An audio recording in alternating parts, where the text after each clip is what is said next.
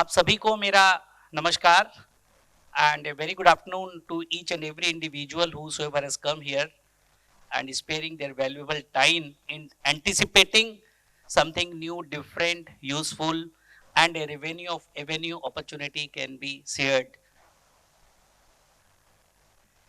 In general, what I observed in my 26 years of post qualification experience, 28 years, sorry, approximately, the maximum session which are being organized by professional bodies are just technical session, subject matter expertise कि भाई ठीक है इस section में क्या लिखा है, वो प्रोविजन क्या कहता है, या इसकी क्लैरिफिकेशन क्या है. Naturally they are very very important in our daily life, बहुत जरूरी है.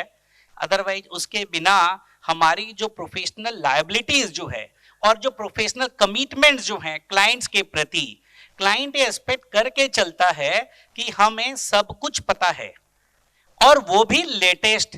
कल रात में भी अगर चेंज आया तो उसका मुझे पता होना चाहिए, ये क्लाइंट मान के चलता है और वो हमारी जिम्मेदारी भी है.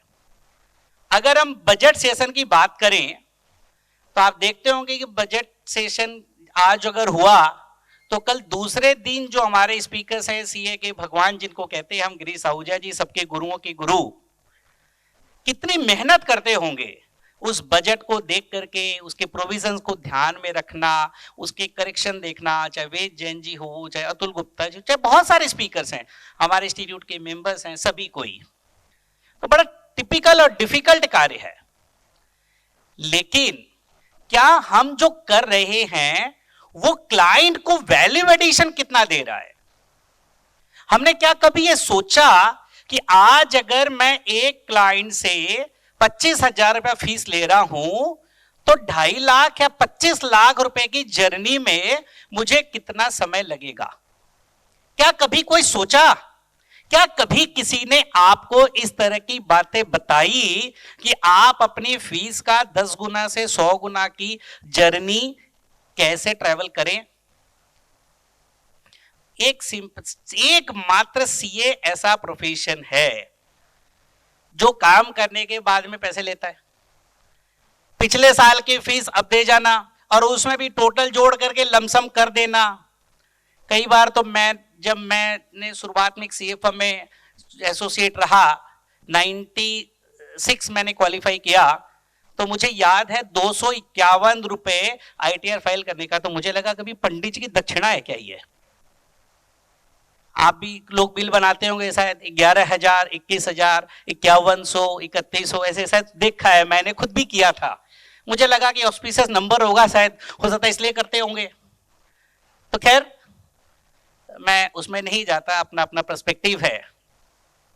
क्या आपने कभी इस पे दिमाग लगाया कि क्लाइंट का हॉरिजॉन्टल और वर्टिकल ग्रोथ हम कैसे कर सके? क्या कभी हमने सोचा? क्या अभी हमने उनको ये बताया कि आप कोई भी बिजनेस कर रहे हैं, मान लेते हैं वो पंखा मैन्युफैक्चर कर रहा है, मान लेते हैं वो लाइट मैन्युफैक्चरिंग कर रहा है, मान लेते हैं कि वो एक कोई ना कोई होटल इंडस्ट्री में है, टूरिज्म इंडस्ट्री में है, किसी भी इंडस्ट्री में है, तो उसके बहुत सारे ऑफशूट्स आपको मिलेंगे. कि मान लो कि अगर कोई टीवी बना रहा है, अब टीवी बना रहा है तो वो पिक्चर ट्यूब भी बना सकता है, उसकी पीसीबी यूनिट भी बना सकता है, उसके बहुत सारे प्लास्टिक इंजेक्शन मोल्डिंग के पार्ट्स भी होते हैं. तो इन्हीं चीजों को असेंबली और इंटीग्रेशन, वर्टिकल हॉरिजॉन्टल इंटीग्रेशन कहा जाता है. कई बार आप कोई प्रोडक्ट की आउटसोर्सिंग करते हैं कि भाई चलो जी मैंने भी एक कंपनी में काम किया था जो हम फिलिप्स के लिए एक प्रोडक्ट बनाते थे, कई सारे, approximately 40 product, car stereo, radio, 2-in-1 और आपके आयरन, टोस्टर, ग्रिलर, ऐसे बहुत सारे. तो कुछ प्रोडक्ट हम बाहर से बनवा रहे थे, इंजेक्शन मोल्डिंग बाहर से कराते. तो फिर बाद में सोचा क्यों नहीं हम खुद ही कर ले, हमने इंजेक्शन मोल्डिंग का प्लांट लगा दिया. फिर पता चला कि पीसीबी असेंबली कई बार बाहर से बन के आती थी, तो हमने सोचा क्यों नहीं एक यूनिटी लगा दी जाए वहां पर. वहां पे मैनुअल अकाउंटिंग था, उसको जब मैं गया तो उसको कंप्यूटराइजेशन का जमा, मैंने तो मैनुअल अकाउंटिंग का डे भी देखा है. तो ऐसे करते करते उस कंपनी का टर्नओवर काफी अच्छा बढ़ गया. जहां जब मैंने ज्वाइन किया था तो मुश्किल से 4 करोड़ रुपए टर्नओवर था और 2 साल में 25 करोड़ का टर्नओवर पहुंच गया। मैं आपको ये बात कर रहा हूं 98 की। तो ऐसे आदमी की ग्रोथ हो सकती है। फिर आते हैं कि सपने बुनना। सपने देखेंगे, सपने बुनेंगे, तभी साकार होंगे। आपने अपने क्लाइंट को अगर सपने देखना, जैसा कि अभी सुनील भाई बता रहे थे कि आईपीओ की कहानी जो है सपनों से ही होती है। आप विजन रखें, लेकिन बड़ा रखें और बड़ा रखें, और बड़ा भी हो सकता है। कहते हैं कि first million is the toughest million, लेकिन उसके बाद मिलियन को बिलियन बनाने में जितना समय आपको फर्स्ट मिलियन में लगता है, उतना मिलियन से बिलियन बनाने में उतना समय नहीं लगता है। तो इसमें चाहिए क्या? जुनून, dedication, honesty to the work. Honesty, अब बहुत ईमानदार है। एक आपका चौकीदार बहुत ईमानदार होता है, लेकिन उसकी चौकीदारी की ईमानदारी से हमारी तरक्की बहुत ज्यादा नहीं होती है, हमारी एसेट प्रोटेक्ट हो सकती है। तो हमें सपने देखना होगा, ईमानदारी से देखना पड़ेगा, और उस सपनों को साकार करने के लिए उसके पीछे लगे रहना पड़ेगा। और लगे रहो, मुन्ना भाई था ना, एक मूवी आई थी शायद, मुन्ना भाई एमबीबीएस। तो मुन्ना भाई की तरह आपको लगे रहना पड़ेगा, तभी ये सपने साकार होंगे। मैं अपनी अगर कहानी बताऊं तो मैं एक नेटवर्किंग में बड़ा विश्वास करता हूं मैं। और आप लोग के जस्ट नॉलेज शेयरिंग के लिए अभी बुक प्रिंट नहीं हुई है, मैंने एक बुक लिखी है, नेटवर्क टू नेटवर्थ। अभी भाई साहब मिले, भाई साहब कहने लगे मैं आपको जानता हूं। सॉरी, मेरी मेमोरी शॉर्ट थी शायद, तो मैं शायद मिले नहीं होंगे, लेकिन फेसबुक पे हम कनेक्टेड हैं, तो मैं रिकॉल नहीं कर रहा, लेकिन भाई साहब ने बढ़िया बादाम खाए हैं इसलिए उनको याद था। तो यही नेटवर्किंग है कि आपकी पहचान ऐसी होनी चाहिए कि जो लोग जिनको आप नहीं जानते वो आपको लोग जानते हो और पहचानते हो, और आपका कर्म, आपका कार्यशैली, आपका बातचीत का तरीका, आपके मोटिवेशन के कंटेंट अगर जिस दिन आप अपने कम्युनिकेशन में ढाल लेंगे, उस दिन वो व्यक्ति आपको कभी नहीं भूलेगा। तो क्या हमें ऐसा करना चाहिए या नहीं करना चाहिए? लेकिन अनफॉर्चुनेटली हम लोग क्या करते हैं, हम लोग हमारे दोस्तों के साथ में कॉन्फ्रेंस में आते हैं, एक टेबल पे बैठ जाते हैं और सुनते कम और एक दूसरे की ही सुनने में लगे रहते हैं। अरे हम एक दूसरे को तो पहले से जानते हैं। आप आज अपना पूरा काम, सारे काम छोड़ छाड़ कर मोबाइल साइलेंट मोड पे फोन करके, अभी जैसे भाई साहब ने बताया कि कोई सोनीपत से आए हैं, कोई फरीदाबाद से भी आए होंगे, हर तरह के लोग हर जगह से भी आते हैं, दूर दूर से भी आते हैं, क्योंकि Delhi is a place of opportunity. कोई हो सकता है जम्मू से आया होगा, कोई गाजियाबाद, कहीं से भी आ सकता है। तो हमने वो ट्रैवल की कॉस्ट इनकर करी, हमने अपना समय इन्वेस्ट किया, लेकिन क्या इस इन्वेस्टमेंट का रिटर्न हमें मिला या नहीं मिला? जब आप यहां से जाएं अपने ऑफिस या अपने घर जब जाएं, तो क्या आप अपने से ये प्रश्न पूछ सकते हैं कि भाई तूने क्या कमाया आज? क्योंकि आज हमने अर्निंग तो करी नहीं, पूरा दिन हम कॉन्फ्रेंस में बैठे रहे और क्या गॉसिप, किसके साथ? दूसरों के साथ, दोस्तों के साथ में।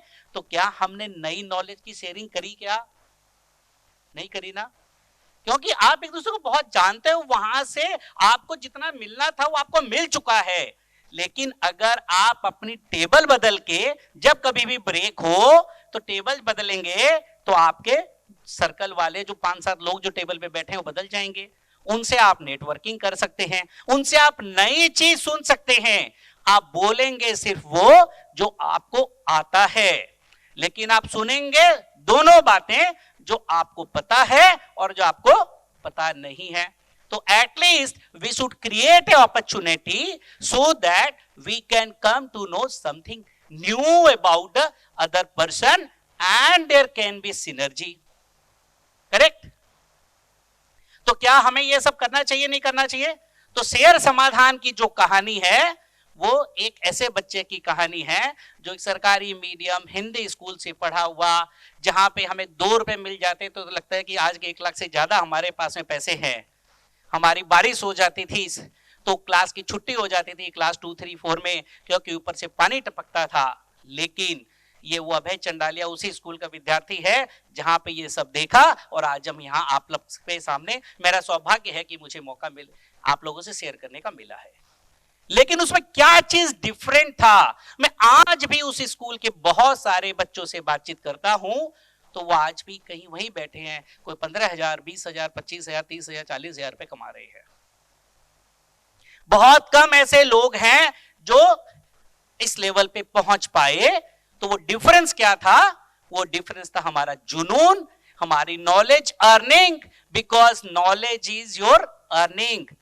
जितनी हमारी नॉलेज बढ़ेगी उससे हमारी अर्निंग अपॉर्चुनिटी बढ़ेगी, क्योंकि शेयरिंग इज केयरिंग।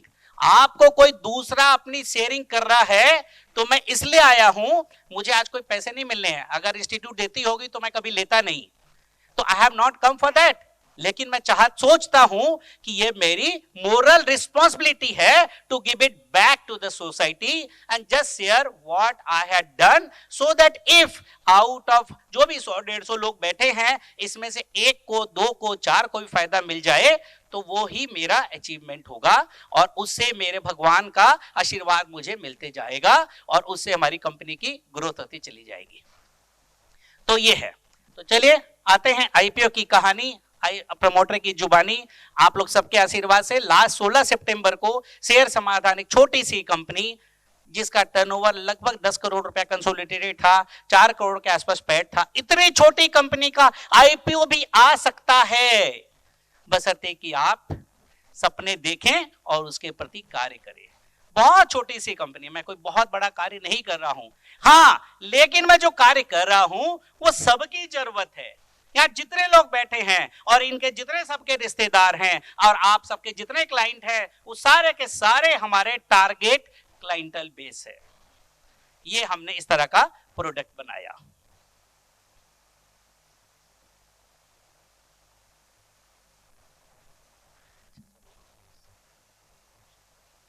तो ये हमारी कंपनी 3 तरह के प्रोडक्ट बनाती है, काम करते हैं।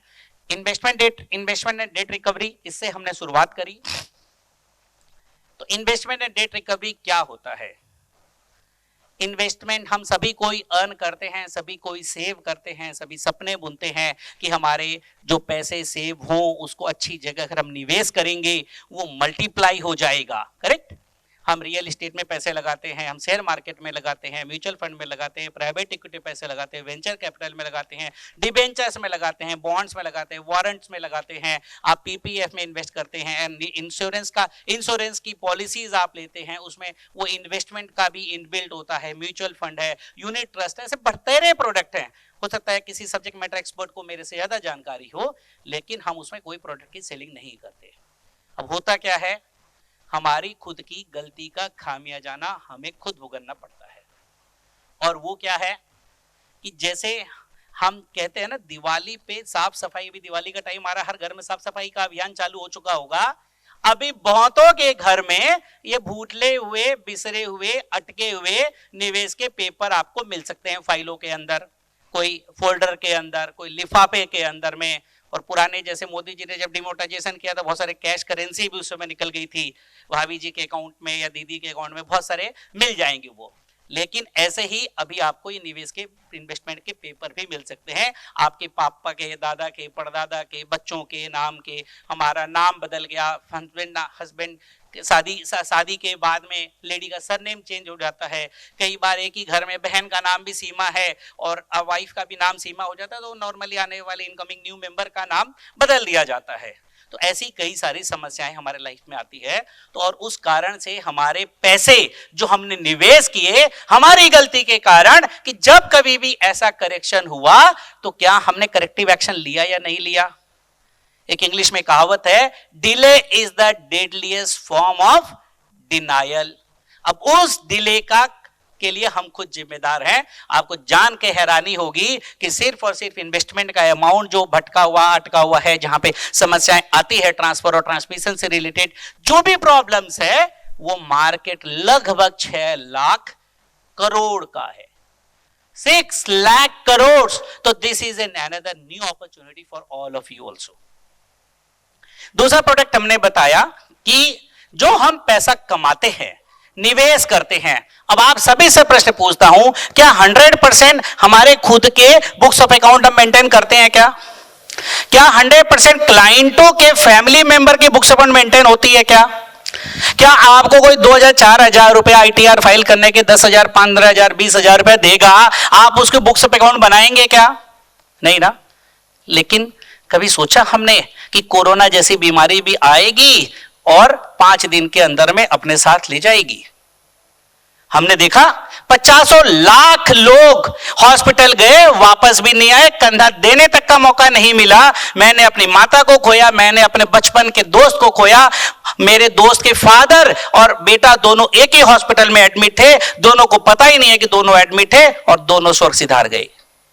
क्या वो जाते समय ये बता के गए कि मेरे ये निवेश के पैसे इस जगह पे रखे हैं, ये पेपर फाइल में पड़ा है, ये अलमारी में पड़ा है, ये प्रॉपर्टी मैंने मेरे दोस्त के साथ में खरीदी है, ये मैंने 5 लाख रुपए भुआ जी को मैंने दे दिया जब उनके घर का मतलब इनॉग्रेशन हो रहा था, या किसी की बीमारी पे मैंने पैसा दे दिया? ऐसा हम करते हैं।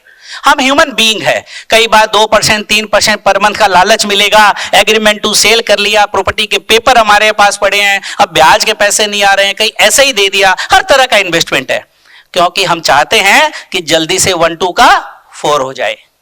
करते हैं हम लोग इन्वेस्टमेंट। अब उसमें क्या हुआ, पहले का जमाना था कि एक ही आदमी 5-5 10-10 अकाउंट खोल लेता था। हर्षद मेहता के टाइम पे 92 में मैं कभी, मेरे ब्रदर शेयर मार्केट में थे तो मैं उस गोल में भी गया हूं। सर्कल होता था वहां पे, कूड़े की तरह मोबाइल फोन रखे थे, तो उसको सुनना और उससे बातचीत करना और वो ट्रेड को एग्जीक्यूट करना।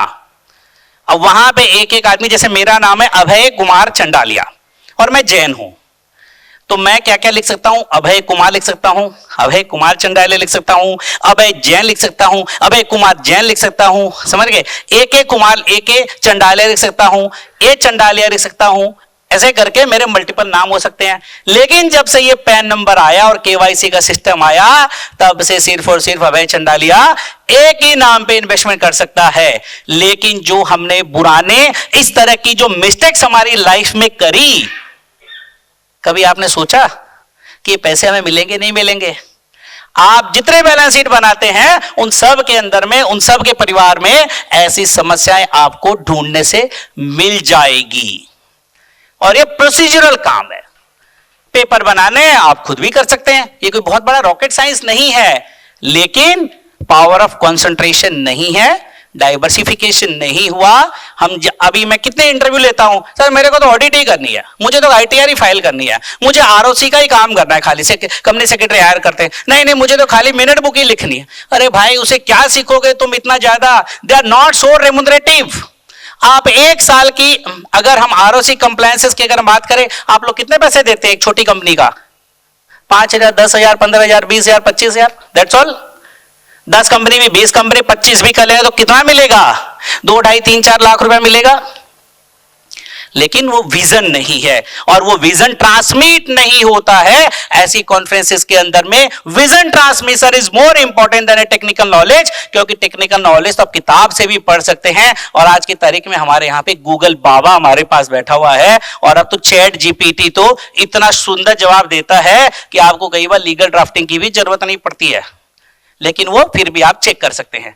चैट GPT आ गया, उसके और भी कई सारे उसी तरह के उसके भाई बहन रेंज के प्रोडक्ट और भी कई आ चुके हैं। आप हर चीज, हर क्वेश्चन का आंसर ले लीजिए। आप लिखे कि मेरी इनकम 2 करोड़ रुपया है और यहां से इनकम आई है, ये सेविंग करिए, वो आपकी टैक्स कैलकुलेशन करके भी बता देगा, है ना? तो ऐसे प्रोडक्ट आ चुके इनोवेशन के साथ में, तो हमें समय के साथ में चेंज करना बहुत ज्यादा जरूरी है। आइदर यू चेंज योरसेल्फ और चेंज विल चेंज यू। आपको हटा करके कोई दूसरे CA को लाया जाएगा। क्योंकि अगर आप समय के साथ नहीं बदले, नहीं सीखे, समय की रफ्तार में, IT की टेक्नोलॉजी के साथ में अगर आप नहीं गए, आपके क्लाइंटों को आप लेके नहीं गए, उसके बेनिफिट का उसको कम्युनिकेशन अगर आपने नहीं किया, तो एक दिन बोलेगा यार क्या बात कर। जैसे ही वो CA, वो क्लाइंट किसी नए CA के साथ में जाएगा और उसने 4 नई बातें बता दी, तो बोलेगा अरे सर आपने तो बताया ही नहीं। किसकी गलती? आपकी खुद की गलती है। तो जिस दिन हम हमारी गलतियां मानने की शुरुआत करते हैं और उन गलतियों से सीखने की शुरुआत करते हैं, उस दिन हमारी तरक्की की शुरुआत होती है।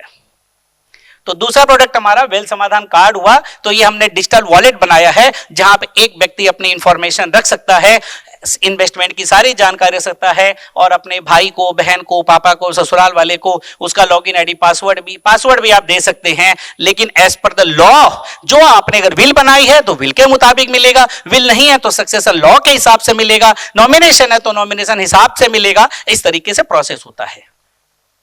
लेकिन अगर किसी कारणवश एक व्यक्ति जिसने हर तरह के निवेश किए, उस व्यक्ति के सारे कागज चोरी हो गए, भूकंप आया, लैपटॉप चला गया, घर ढह गया, सारे कागज डूब गए, बर्बाद हो गए, क्या आप खुद अपने सारे निवेश के पेपर दोबारा से इशू करवा सकते हैं क्या? अगर आपके पास कोई भी पेपर, एक भी फोटोकॉपी नहीं हो तो कर सकते हैं? बताइए कितने लोग? इतने में से सिर्फ एक का जवाब आया। सोचिए आप। तो ये एक बहुत बड़ा क्वेश्चन मार्क है हमारे खुद के ऊपर भी। कल को दूसरी सिचुएशन में एक कार से यहां से शिमला जा रहे थे और पूरी कार का एक्सीडेंट हो गया, तो क्या हमारे भाई को या बहन को या ससुराल वालों को हमारे निवेश की जानकारी है क्या?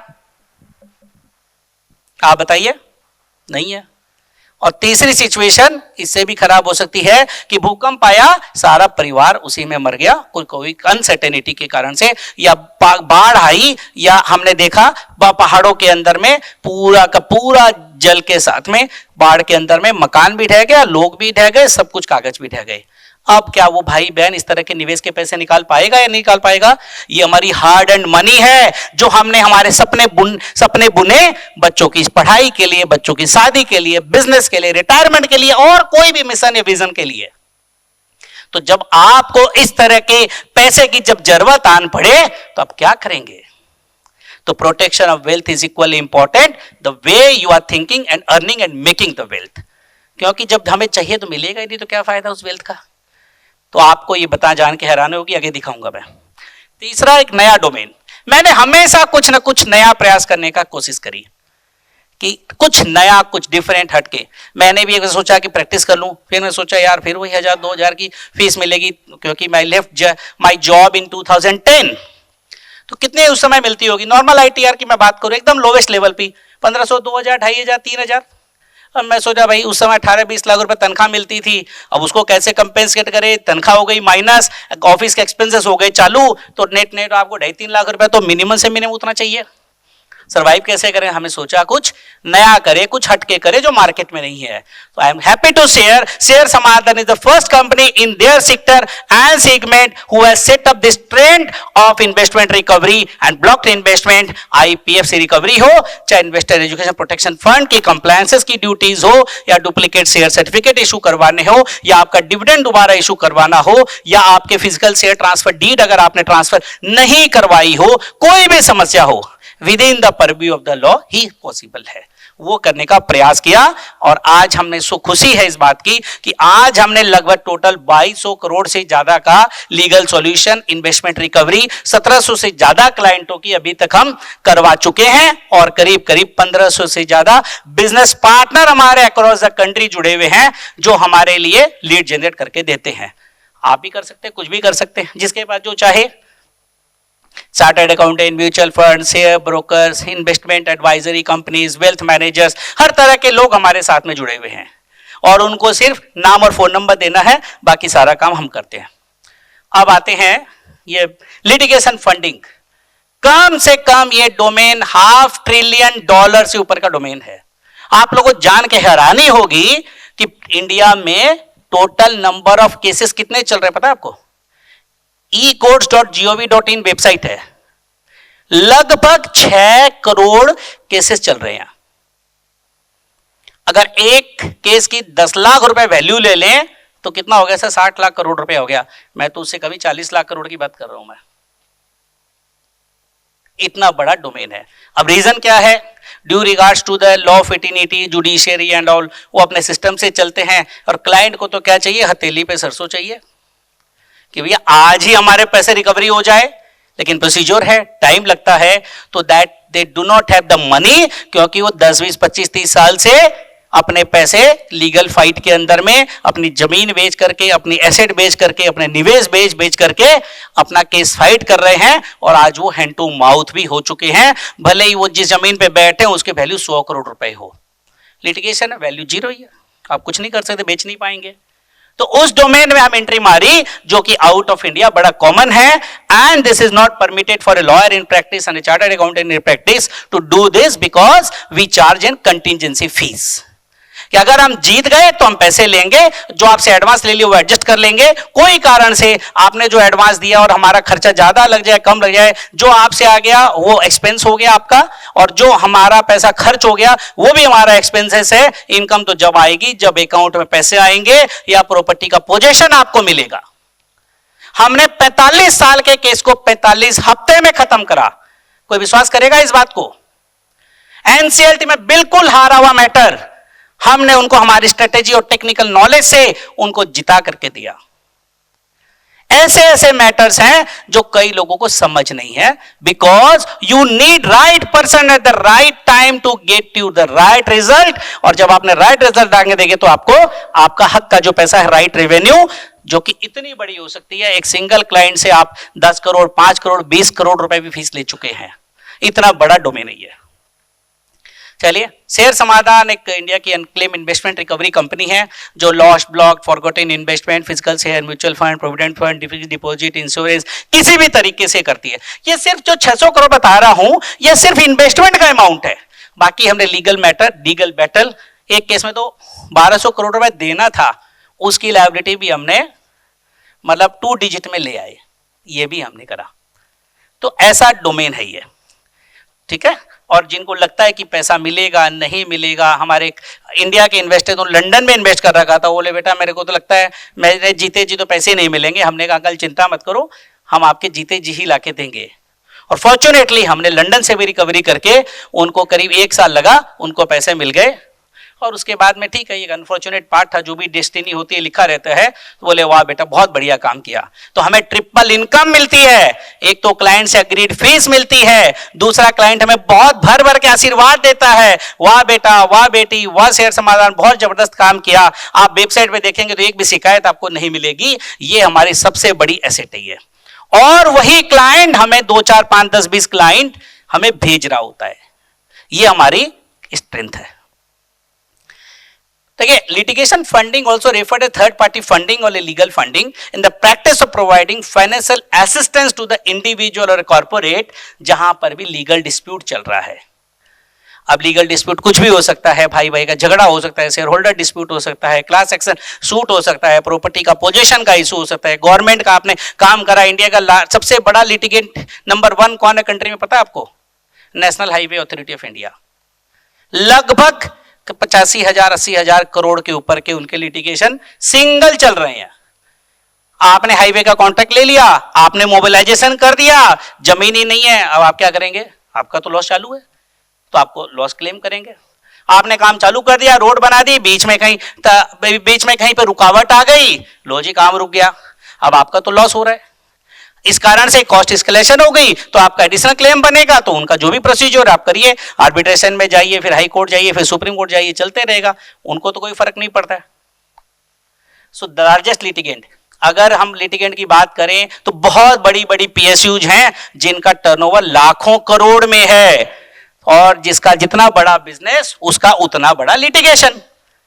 तो ये जो अपोजिट पार्टियां हैं, जो प्राइवेट सेक्टर हैं, जो उनके लिए काम कर रहे हैं, ये एक बहुत बड़ा डोमेन है। और एक बात आपको बता दूं कि अगर आपका 100 करोड़ रुपया अगर अटक गया, तो आप लोग बताइए नॉर्मल वर्किंग कैपिटल साइकिल आदमी कितने महीने पकड़ के चलता है? 2 महीना, 3 महीना, एवरेज 3 महीना मान लें, तो लॉस ऑफ टर्नओवर कितने का होगा? 400 करोड़ का हो गया। मिनिमम से मिनिमम पैट, अगर हम जेन्युइन पैटली बात करें तो कितना माने? 7%, 8%, 7% करें तो 100 करोड़ के टर्नओवर का लॉस ऑफ टर्नओवर 400 करोड़ का 7% करें तो 28 करोड़ रुपया का loss of. So with this we end with the first technical session of the day, and without any delay we will start with the second technical session for the day, for which I would like to welcome Our next guest speaker, CA Abhay Chandalia ji. And to welcome sir, I would again request Gagandeep Singh ji and Rahul ji to present, to welcome sir with a small planter.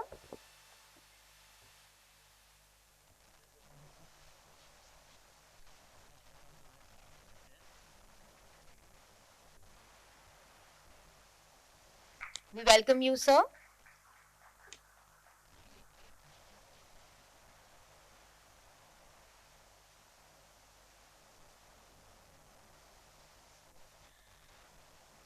Thank you so much. CA Abhay Chandalia ji is a fellow CA, a fellow CS, MCom, MBA, and LLB degree holder. He is the co-founder of Share Samadhan, India's largest unclaimed investment recovery advisor, which has recovered over rupees 1500 crore. With 26 years of experience, including over 14 years in finance and management, he has worked with major groups like KK Birla and ArcelorMittal. A distinguished chartered accountant and company secretary, he is actively involved in financial management and capital markets. He is also a speaker and member of several prestigious professional organizations. Additionally, he has been featured in prominent media outlets and contributes to government advisory on economic development. Sir, with such vast experience and knowledge as yours, we are sure that you are going to share immense insights with us. Over to you, sir.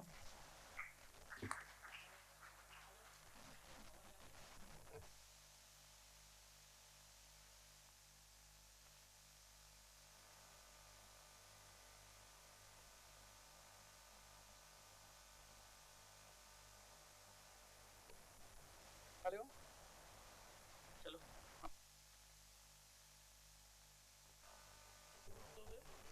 Hello hello आप- check hello hello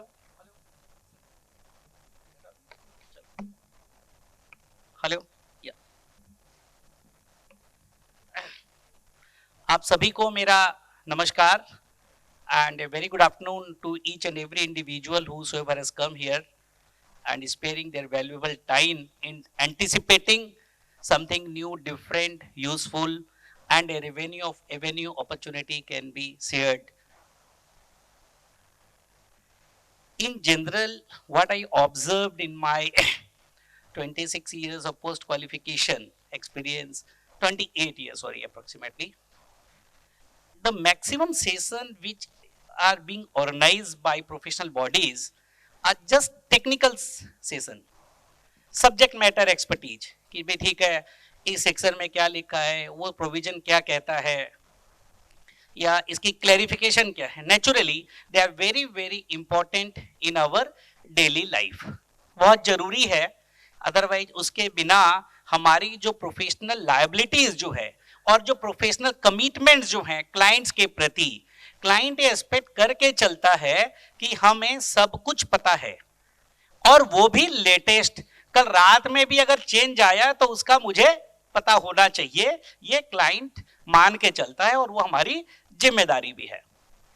अगर हम budget session की बात करें तो आप देखते होंगे कि बजट सेशन आज अगर हुआ तो कल दूसरे दिन जो हमारे स्पीकर्स हैं सीए के भगवान जिनको कहते हैं हम, गिरीश आहूजा जी, सबके गुरुओं के गुरु, कितनी मेहनत करते होंगे उस बजट को देख करके, उसके प्रोविजंस को ध्यान में रखना, उसके करेक्शन देखना, चाहे वेद जैन जी हो, चाहे अतुल गुप्ता जी, चाहे बहुत सारे स्पीकर्स हैं, हमारे इंस्टीट्यूट के मेंबर्स हैं, सभी कोई. तो बड़ा टिपिकल और डिफिकल्ट कार्य है. लेकिन क्या हम जो कर रहे हैं वो क्लाइंट को वैल्यू एडिशन कितना दे रहा है? हमने क्या कभी ये सोचा कि आज अगर मैं एक क्लाइंट से 25,000 रुपया फीस ले रहा हूं तो 2.5 लाख या 25 लाख रुपए की जर्नी में मुझे कितना समय लगेगा? क्या कभी कोई सोचा? क्या कभी किसी ने आपको इस तरह की बातें बताई कि आप अपनी फीस का 10 गुना से 100 गुना की जर्नी कैसे ट्रैवल करें? एक मात्र सीए ऐसा प्रोफेशन है जो काम करने के बाद में पैसे लेता है. पिछले साल की फीस अब दे जाना और उसमें भी टोटल जोड़ करके लमसम कर देना. कई बार तो मैं जब मैंने शुरुआत में एक सीए फर्म में एसोसिएट रहा, 96 मैंने क्वालिफाई किया, तो मुझे याद है 251 रुपए आईटीआर फाइल करने का। तो मुझे लगा कभी पंडित जी की दक्षिणा है क्या ये? आप भी लोग बिल बनाते होंगे शायद 11,000, 21,000, 5100, 3100 ऐसे शायद देखा है, मैंने खुद भी किया था। मुझे लगा कि ऑस्पिशियस नंबर होगा शायद, हो सकता है इसलिए करते होंगे। तो खैर मैं उसमें नहीं जाता, अपना अपना पर्सपेक्टिव है। क्या आपने कभी इस पे दिमाग लगाया कि क्लाइंट का हॉरिजॉन्टल और वर्टिकल ग्रोथ हम कैसे कर सके? क्या कभी हमने सोचा? क्या अभी हमने उनको ये बताया कि आप कोई भी बिजनेस कर रहे हैं, मान लेते हैं वो पंखा मैन्युफैक्चर कर रहा है, मान लेते हैं वो लाइट मैन्युफैक्चरिंग कर रहा है, मान लेते हैं कि वो एक कोई ना कोई होटल इंडस्ट्री में है, टूरिज्म इंडस्ट्री में है, किसी भी इंडस्ट्री में है, तो उसके बहुत सारे ऑफशूट्स आपको मिलेंगे। कि मान लो कि अगर कोई टीवी बना रहा है, अब टीवी बना रहा है तो वो पिक्चर ट्यूब भी बना सकता है, उसकी पीसीबी यूनिट भी बना सकता है, उसके बहुत सारे प्लास्टिक इंजेक्शन मोल्डिंग के पार्ट्स भी होते हैं। तो इन्हीं चीजों को असेंबली और इंटीग्रेशन, वर्टिकल हॉरिजॉन्टल इंटीग्रेशन कहा जाता है। कई बार आप कोई प्रोडक्ट की आउटसोर्सिंग करते हैं कि भाई चलो जी मैंने भी एक कंपनी में काम किया था जो हम फिलिप्स के लिए एक प्रोडक्ट बनाते थे, कई सारे, approximately 40 product, car stereo, radio, 2-in-1 और आपके आयरन, टोस्टर, ग्रिलर, ऐसे बहुत सारे। तो कुछ प्रोडक्ट हम बाहर से बनवा रहे थे, इंजेक्शन मोल्डिंग बाहर से कराते। तो फिर बाद में सोचा क्यों नहीं हम खुद ही कर ले, हमने इंजेक्शन मोल्डिंग का प्लांट लगा दिया। फिर पता चला कि पीसीबी असेंबली कई बार बाहर से बन के आती थी, तो हमने सोचा क्यों नहीं एक यूनिटी लगा दी जाए वहां पर। वहां पे मैनुअल अकाउंटिंग था, उसको जब मैं गया तो उसको कंप्यूटराइजेशन का जमा, मैंने तो मैनुअल अकाउंटिंग का डे भी देखा है। तो ऐसे करते करते उस कंपनी का टर्नओवर काफी अच्छा बढ़ गया। जहां जब मैंने ज्वाइन किया था तो मुश्किल से 4 करोड़ रुपए टर्नओवर था और 2 साल में 25 करोड़ का टर्नओवर पहुंच गया। मैं आपको ये बात कर रहा हूं 98 की। तो ऐसे आदमी की ग्रोथ हो सकती है। फिर आते हैं कि सपने बुनना। सपने देखेंगे, सपने बुनेंगे, तभी साकार होंगे। आपने अपने क्लाइंट को अगर सपने देखना, जैसा कि अभी सुनील भाई बता रहे थे कि आईपीओ की कहानी जो है सपनों से ही होती है। आप विजन रखें, लेकिन बड़ा रखें, और बड़ा रखें, और बड़ा भी हो सकता है। कहते हैं कि first million is the toughest million, लेकिन उसके बाद मिलियन को बिलियन बनाने में जितना समय आपको फर्स्ट मिलियन में लगता है, उतना मिलियन से बिलियन बनाने में उतना समय नहीं लगता है। तो इसमें चाहिए क्या? जुनून, dedication, honesty to the work. Honesty, अब बहुत ईमानदार है, एक आपका चौकीदार बहुत ईमानदार होता है, लेकिन उसकी चौकीदारी की ईमानदारी से हमारी तरक्की बहुत ज्यादा नहीं होती है, हमारी एसेट प्रोटेक्ट हो सकती है। तो हमें सपने देखना होगा, ईमानदारी से देखना पड़ेगा, और उस सपनों को साकार करने के लिए उसके पीछे लगे रहना पड़ेगा। और लगे रहो, मुन्ना भाई था ना, एक मूवी आई थी शायद, मुन्ना भाई MBBS। तो मुन्ना भाई की तरह आपको लगे रहना पड़ेगा, तभी ये सपने साकार होंगे। मैं अपनी अगर कहानी बताऊं तो मैं एक नेटवर्किंग में बड़ा विश्वास करता हूं मैं, और आप लोग के जस्ट नॉलेज शेयरिंग के लिए अभी बुक प्रिंट नहीं हुई है। मैंने एक बुक लिखी है, नेटवर्क टू नेटवर्थ। अभी भाई साहब मिले, भाई साहब कहने लगे मैं आपको जानता हूं। सॉरी मेरी मेमोरी शॉर्ट थी शायद, तो मैं शायद मिले नहीं होंगे, लेकिन फेसबुक पे हम कनेक्टेड हैं, तो मैं रिकॉल नहीं कर रहा, लेकिन भाई साहब ने बढ़िया बादाम खाए हैं इसलिए उनको याद था। तो यही नेटवर्किंग है कि आपकी पहचान ऐसी होनी चाहिए कि जो लोग जिनको आप नहीं जानते वो आपको लोग जानते हो और पहचानते हो, और आपका कर्म, आपका कार्यशैली, आपका बातचीत का तरीका, आपके मोटिवेशन के कंटेंट अगर जिस दिन आप अपने कम्युनिकेशन में ढाल लेंगे, उस दिन वो व्यक्ति आपको कभी नहीं भूलेगा। तो क्या हमें ऐसा करना चाहिए या नहीं करना चाहिए? लेकिन अनफॉर्चुनेटली हम लोग क्या करते हैं, हम लोग हमारे दोस्तों के साथ में कॉन्फ्रेंस में आते हैं, एक टेबल पे बैठ जाते हैं और सुनते कम और एक दूसरे की ही सुनने में लगे रहते हैं। अरे हम एक दूसरे को तो पहले से जानते हैं। आप आज अपना पूरा काम, सारे काम छोड़ छाड़ कर मोबाइल साइलेंट मोड पे फोन करके, अभी जैसे भाई साहब ने बताया कि कोई सोनीपत से आए हैं, कोई फरीदाबाद से भी आए होंगे, हर तरह के लोग हर जगह से भी आते हैं, दूर दूर से भी आते हैं, क्योंकि Delhi is a place of opportunity. कोई हो सकता है जम्मू से आया होगा, कोई गाजियाबाद, कहीं से भी आ सकता है। तो हमने वो ट्रैवल की कॉस्ट इनकर करी, हमने अपना समय इन्वेस्ट किया, लेकिन क्या इस इन्वेस्टमेंट का रिटर्न हमें मिला या नहीं मिला? जब आप यहां से जाएं अपने ऑफिस या अपने घर जब जाएं, तो क्या आप अपने से ये प्रश्न पूछ सकते हैं कि भाई तूने क्या कमाया आज? क्योंकि आज हमने अर्निंग तो करी नहीं, पूरा दिन हम कॉन्फ्रेंस में बैठे रहे और क्या गॉसिप, किसके साथ? दूसरों के साथ, दोस्तों के साथ में।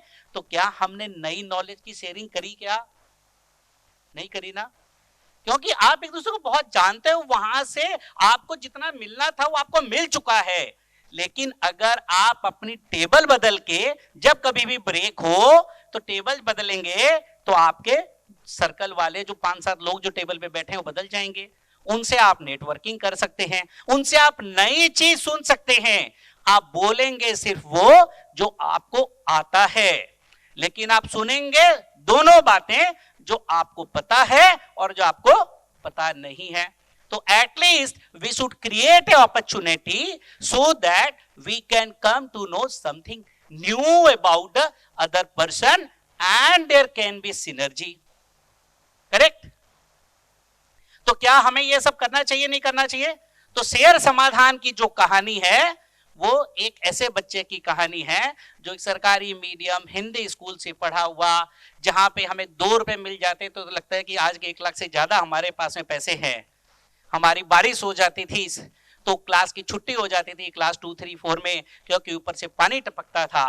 लेकिन ये वो अभय चंडालिया उसी स्कूल का विद्यार्थी है जहां पे ये सब देखा, और आज हम यहाँ आप लोग के सामने, मेरा सौभाग्य है कि मुझे मौका मिल आप लोगों से शेयर करने का मिला है। लेकिन उसमें क्या चीज डिफरेंट था? मैं आज भी उस स्कूल के बहुत सारे बच्चों से बातचीत करता हूं, तो वो आज भी कहीं वहीं बैठे हैं, कोई 15,000, 20,000, 25,000, 30,000, 40,000 रुपए कमा रहे हैं। बहुत कम ऐसे लोग हैं जो इस लेवल पे पहुंच पाए। तो वो डिफरेंस क्या था? वो डिफरेंस था हमारा जुनून, हमारी knowledge earning, because knowledge is your earning. जितनी हमारी नॉलेज बढ़ेगी उससे हमारी अर्निंग अपॉर्चुनिटी बढ़ेगी, क्योंकि शेयरिंग इज केयरिंग।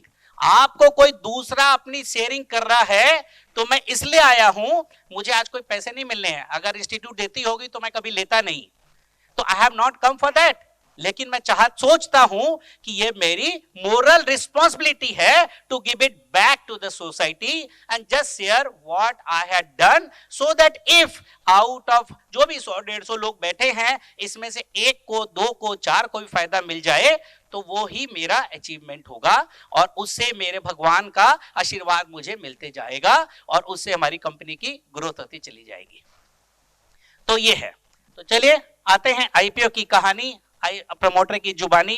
आप लोग सबके आशीर्वाद से लास्ट 16 सितंबर को शेयर समाधान, एक छोटी सी कंपनी जिसका टर्नओवर लगभग 10 करोड़ रुपया कंसोलिडेटेड था, 4 करोड़ के आसपास पैट था, इतनी छोटी कंपनी का आईपीओ भी आ सकता है, बशर्ते कि आप सपने देखें और उसके प्रति कार्य करें। बहुत छोटी सी कंपनी, मैं कोई बहुत बड़ा कार्य नहीं कर रहा हूं, हाँ, लेकिन मैं जो कार्य कर रहा हूं वो सबकी जरूरत है। यहाँ जितने लोग बैठे हैं और इनके जितने सबके रिश्तेदार हैं और आप सबके जितने क्लाइंट हैं, वो सारे के सारे हमारे टारगेट क्लाइंटल बेस है। ये हमने इस तरह का प्रोडक्ट बनाया।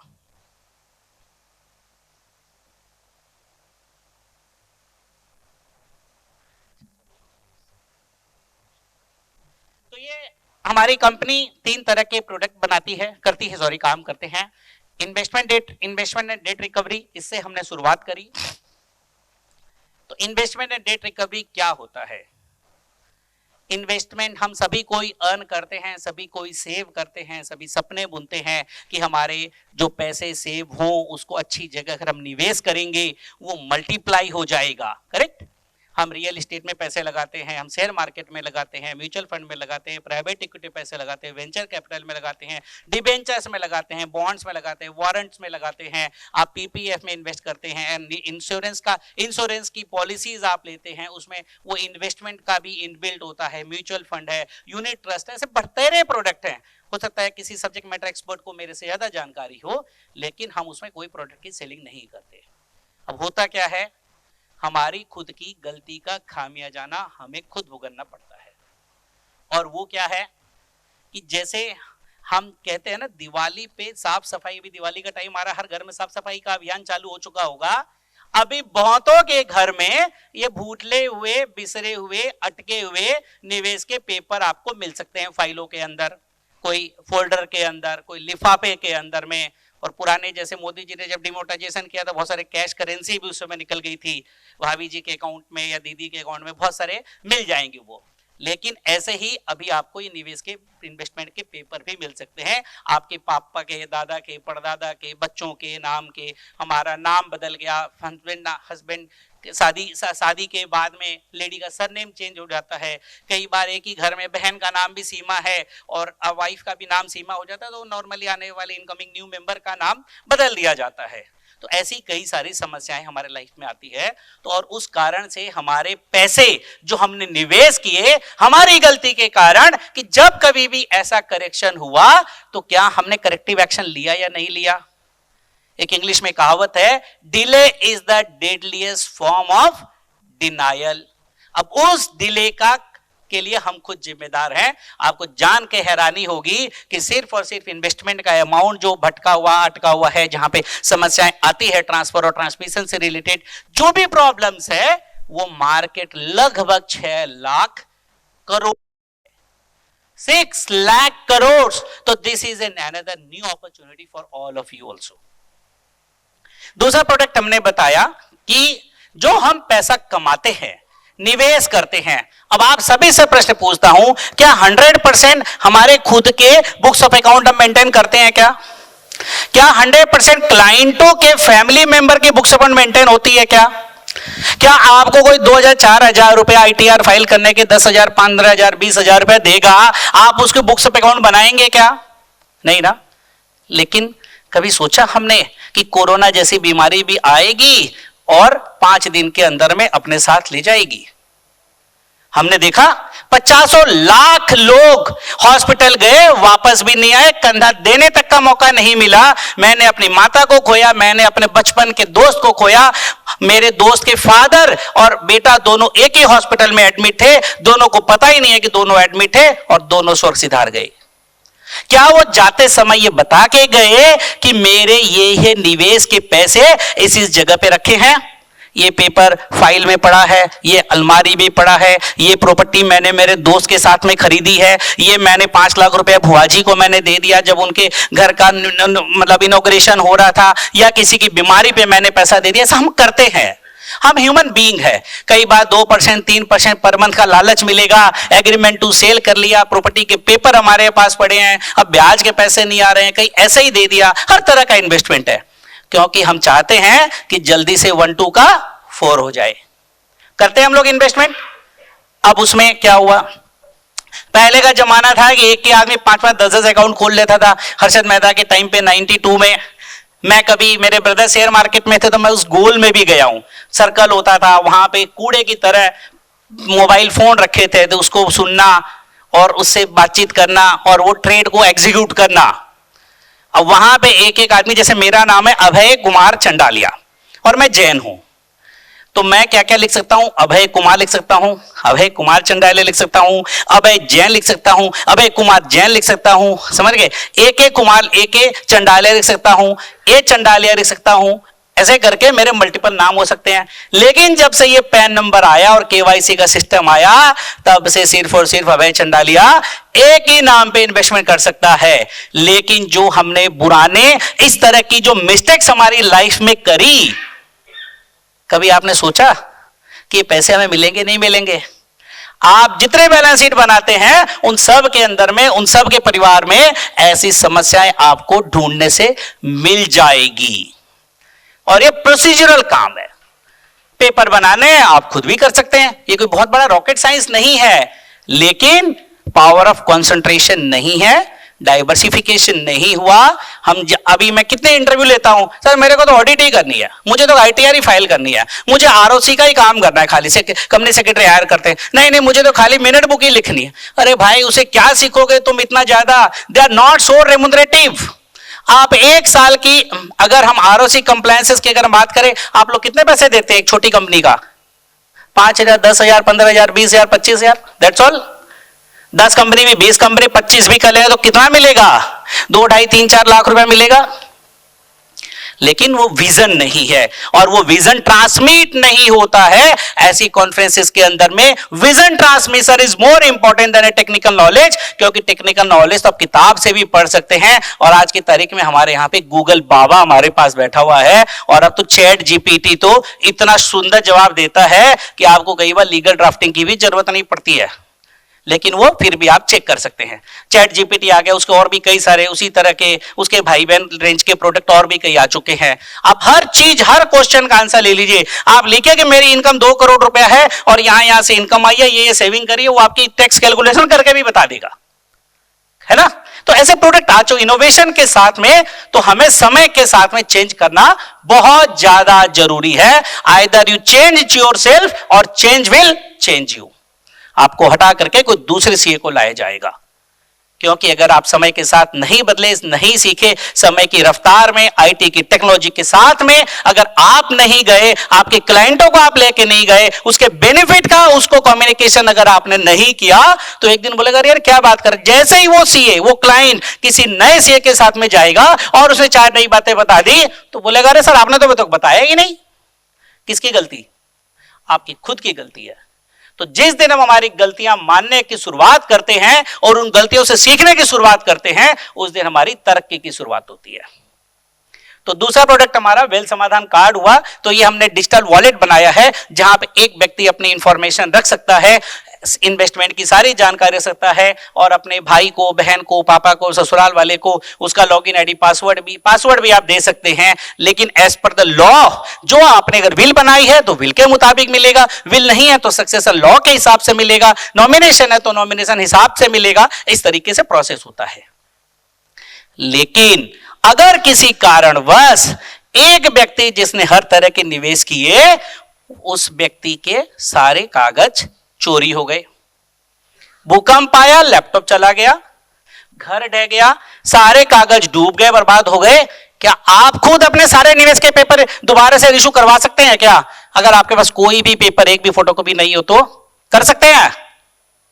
बताइए कितने लोग? इतने में से सिर्फ एक का जवाब आया। सोचिए आप। तो ये एक बहुत बड़ा क्वेश्चन मार्क है हमारे खुद के ऊपर भी। कल को दूसरी सिचुएशन में एक कार से यहां से शिमला जा रहे थे और पूरी कार का एक्सीडेंट हो गया, तो क्या हमारे भाई को या बहन को या ससुराल वालों को हमारे निवेश की जानकारी है क्या? आप बताइए, नहीं है। और तीसरी सिचुएशन इससे भी खराब हो सकती है कि भूकंप आया, सारा परिवार उसी में मर गया, कोई अनसर्टेनिटी के कारण से, या बाढ़ आई, या हमने देखा पहाड़ों के अंदर में पूरा का पूरा जल के साथ में, बाढ़ के अंदर में मकान भी ढह गया, लोग भी ढह गए, सब कुछ कागज भी ढह गए। अब क्या वो भाई बहन इस तरह के निवेश के पैसे निकाल पाएगा या नहीं निकाल पाएगा? ये हमारी हार्ड एंड मनी है, जो हमने हमारे सपने बुने, बच्चों की पढ़ाई के लिए, बच्चों की शादी के लिए, बिजनेस के लिए, रिटायरमेंट के लिए, और कोई भी मिशन या विजन के लिए। तो जब आपको इस तरह के पैसे की जब जरूरत आन पड़े, तो आप क्या करेंगे? तो protection of wealth is equally important, the way you are thinking and earning and making the wealth. क्योंकि जब हमें चाहिए तो मिलेगा ही नहीं, तो क्या फायदा उस वेल्थ का? तो आपको ये बता जान के हैरान होगी, आगे दिखाऊंगा मैं। तीसरा, एक नया डोमेन। मैंने हमेशा कुछ ना कुछ नया प्रयास करने का कोशिश करी, कि कुछ नया, कुछ डिफरेंट हटके। मैंने भी एक सोचा कि प्रैक्टिस कर लूं, फिर मैं सोचा यार फिर वही 1000-2000 की फीस मिलेगी, क्योंकि मैं लेफ्ट माय जॉब इन 2010। तो कितने उस समय मिलती होगी? नॉर्मल आईटीआर की मैं बात करूं, एकदम लोवेस्ट लेवल पे 1500, 2000, 2500, 3000। अब मैं सोचा भाई उस समय 18-20 लाख रुपए तनख्वाह मिलती थी, अब उसको कैसे कंपेंसेट करे, तनख्वाह हो गई माइनस, ऑफिस के एक्सपेंसेस हो गए चालू, तो नेट नेट आपको 2.5-3 लाख रुपए तो मिनिमम से मिनिमम उतना चाहिए।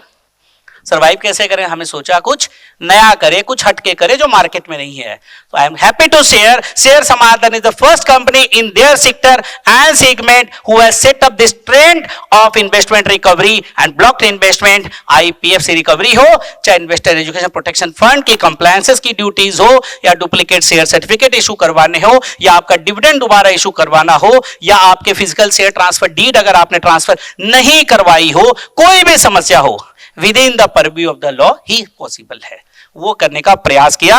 और आज हमने खुशी है इस बात की कि आज हमने लगभग टोटल 2200 करोड़ से ज्यादा का लीगल सॉल्यूशन, इन्वेस्टमेंट रिकवरी 1700 से ज्यादा क्लाइंटों की अभी तक हम करवा चुके हैं, और करीब करीब 1500 से ज्यादा बिजनेस पार्टनर हमारे अक्रॉस द कंट्री जुड़े हुए हैं जो हमारे लिए लीड जनरेट करके देते हैं।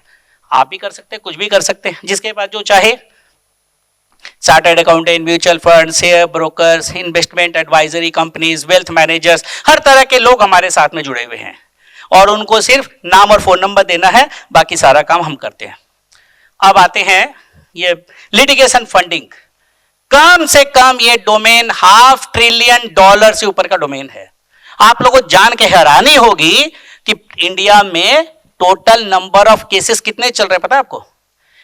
ecourts.gov.in वेबसाइट है, लगभग 6 करोड़ केसेस चल रहे हैं। अगर एक केस की 10 लाख रुपए वैल्यू ले लें तो कितना हो गया सर? 60 लाख करोड़ रुपए हो गया। मैं तो उससे कभी 40 लाख करोड़ की बात कर रहा हूं मैं, इतना बड़ा डोमेन है। अब रीजन क्या है? Due regards to the law of eternity, judiciary and all, वो अपने सिस्टम से चलते हैं, और क्लाइंट को तो क्या चाहिए? हथेली पे सरसों चाहिए कि भैया आज ही हमारे पैसे रिकवरी हो जाए, लेकिन प्रोसीजर है, टाइम लगता है, तो that they do not have the money, क्योंकि वो 10, 20, 25, 30 साल से अपने पैसे लीगल फाइट के अंदर में अपनी जमीन बेच करके, अपनी एसेट बेच करके, अपने निवेश बेच करके अपना केस फाइट कर रहे हैं, और आज वो हैंड टू माउथ भी हो चुके हैं, भले ही वो जिस जमीन पे बैठे उसके वैल्यू 100 करोड़ रुपए हो। लिटिगेशन है, वैल्यू 0 ही है, आप कुछ नहीं कर सकते, बेच नहीं पाएंगे। तो उस डोमेन में हम एंट्री मारी जो कि आउट ऑफ इंडिया बड़ा कॉमन है, and this is not permitted for a lawyer in practice and a chartered accountant in practice to do this, because we charge an contingency fees, कि अगर हम जीत गए तो हम पैसे लेंगे, जो आपसे एडवांस ले लिया वो एडजस्ट कर लेंगे। कोई कारण से आपने जो एडवांस दिया और हमारा खर्चा ज्यादा लग जाए, कम लग जाए, जो आपसे आ गया वो एक्सपेंस हो गया आपका, और जो हमारा पैसा खर्च हो गया वो भी हमारा एक्सपेंसेस है। इनकम तो जब आएगी जब अकाउंट में पैसे आएंगे या प्रॉपर्टी का पोजेशन आपको मिलेगा। हमने 45 साल के केस को 45 हफ्ते में खत्म करा। कोई विश्वास करेगा इस बात को? एनसीएलटी में बिल्कुल हारा हुआ मैटर हमने उनको हमारी स्ट्रेटेजी और टेक्निकल नॉलेज से उनको जिता करके दिया। ऐसे ऐसे मैटर्स हैं जो कई लोगों को समझ नहीं है, because you need right person at the right time to get you the right result, और जब आपने राइट रिजल्ट आगे देंगे तो आपको आपका हक का जो पैसा है, राइट रेवेन्यू, जो कि इतनी बड़ी हो सकती है, एक सिंगल क्लाइंट से आप 10 करोड़, 5 करोड़, 20 करोड़ रुपए भी फीस ले चुके हैं। इतना बड़ा डोमेन है ये। चलिए, शेयर समाधान एक इंडिया की अनक्लेम इन्वेस्टमेंट रिकवरी कंपनी है जो lost, block, forgotten investment, physical share, mutual fund, provident fund, deposit, insurance किसी भी तरीके से करती है। ये सिर्फ जो 600 करोड़ बता रहा हूं, ये सिर्फ इन्वेस्टमेंट का अमाउंट है। बाकी हमने लीगल मैटर, लीगल बैटल, एक केस में तो 1200 करोड़ रुपए देना था, उसकी लायबिलिटी भी हमने मतलब 2 डिजिट में ले आए, ये भी हमने करा। तो ऐसा डोमेन है ये, ठीक है। और जिनको लगता है कि पैसा मिलेगा नहीं मिलेगा, हमारे इंडिया के इन्वेस्टर तो लंदन में इन्वेस्ट कर रखा था, बोले बेटा मेरे को तो लगता है मेरे जीते जी तो पैसे नहीं मिलेंगे। हमने कहा कल चिंता मत करो, हम आपके जीते जी ही लाके देंगे। और फॉर्चुनेटली हमने लंदन से भी रिकवरी करके उनको करीब 1 साल लगा, उनको पैसे मिल गए। और उसके बाद में ठीक है, ये अनफॉर्चुनेट पार्ट था, जो भी डेस्टिनी होती है लिखा रहता है, तो बोले वाह बेटा बहुत बढ़िया काम किया। तो हमें ट्रिपल इनकम मिलती है, एक तो क्लाइंट से अग्रीड फीस मिलती है, दूसरा क्लाइंट हमें बहुत भर भर के आशीर्वाद देता है, वाह बेटा, वाह बेटी, वाह शेयर समाधान, बहुत जबरदस्त काम किया। आप वेबसाइट पे देखेंगे तो एक भी शिकायत आपको नहीं मिलेगी। ये हमारी सबसे बड़ी एसेट है ये। और वही क्लाइंट हमें 2, 4, 5, 10, 20 क्लाइंट हमें भेज रहा होता है, ये हमारी स्ट्रेंथ है। देखिए, litigation funding also referred as third party funding or legal funding in the practice of providing financial assistance to the individual or corporate जहां पर भी legal dispute चल रहा है.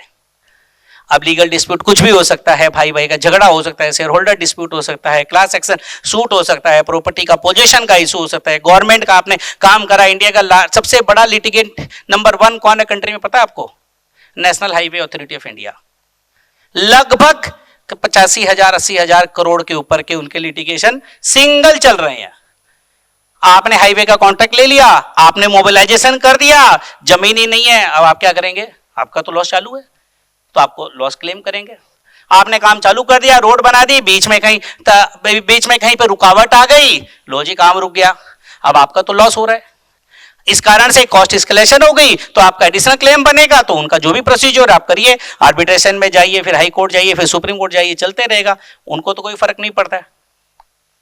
सो द लार्जेस्ट लिटिगेंट, अगर हम लिटिगेंट की बात करें तो बहुत बड़ी बड़ी पीएसयूज हैं जिनका टर्नओवर लाखों करोड़ में है, और जिसका जितना बड़ा बिजनेस उसका उतना बड़ा लिटिगेशन. तो ये जो अपोजिट पार्टियां हैं, जो प्राइवेट सेक्टर हैं, जो उनके लिए काम कर रहे हैं, ये एक बहुत बड़ा डोमेन है. और एक बात आपको बता दूं कि अगर आपका 100 करोड़ रुपया अगर अटक गया, तो आप लोग बताइए नॉर्मल वर्किंग कैपिटल साइकिल आदमी कितने महीने पकड़ के चलता है? 2 महीना, 3 महीना, एवरेज 3 महीना मान लें, तो लॉस ऑफ टर्नओवर कितने का होगा? 400 करोड़ का हो गया. मिनिमम से मिनिमम पैट, अगर हम जेन्युइन पैट की बात करें तो कितना माने? 7%, 8%, 7% करें तो 100 करोड़ के टर्नओवर का लॉस ऑफ टर्नओवर 400 करोड़ का 7% करें तो 28 करोड़ रुपया का लॉस ऑफ प्रॉफिट हो गया ना. और इसी को 3 साल कर दे तो हो गया जीरो. अब आप सोचिए, अगर कोई मैटर 10, 20, 25, 30, 40 साल चल गया तो आप कितने माइनस में हैं? ये कम्युनिकेशन जिस दिन आप अपने क्लाइंट को दे पाएंगे कि you must try to get rid of this legal battle and try to get it resolve the faster way, और whosoever can do in few month और सिंगल डिजिट ईयर्स, 1 साल, 2 साल, 3 साल में. देखिए एक बात, ये आप मत समझिए कि लीगल बैटल आप कम टाइम में नहीं खत्म कर सकते हैं. आपको यहां से कनॉट प्लेस जाना है तो बहुत सारे तरीके हैं.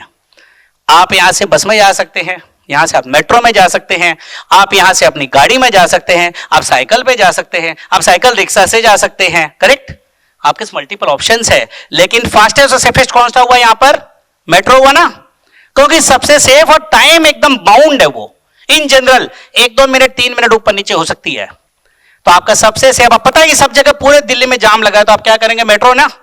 तो आपको पता होना चाहिए कि हमारे पास मेट्रो नहीं है, वहां पे आप अपनी अकड़ पे बैठे रहें कि नहीं मैं तो मेंढी हूं कंपनी का, भैया मैं मेट्रो में थोड़ी चढ़ूंगा.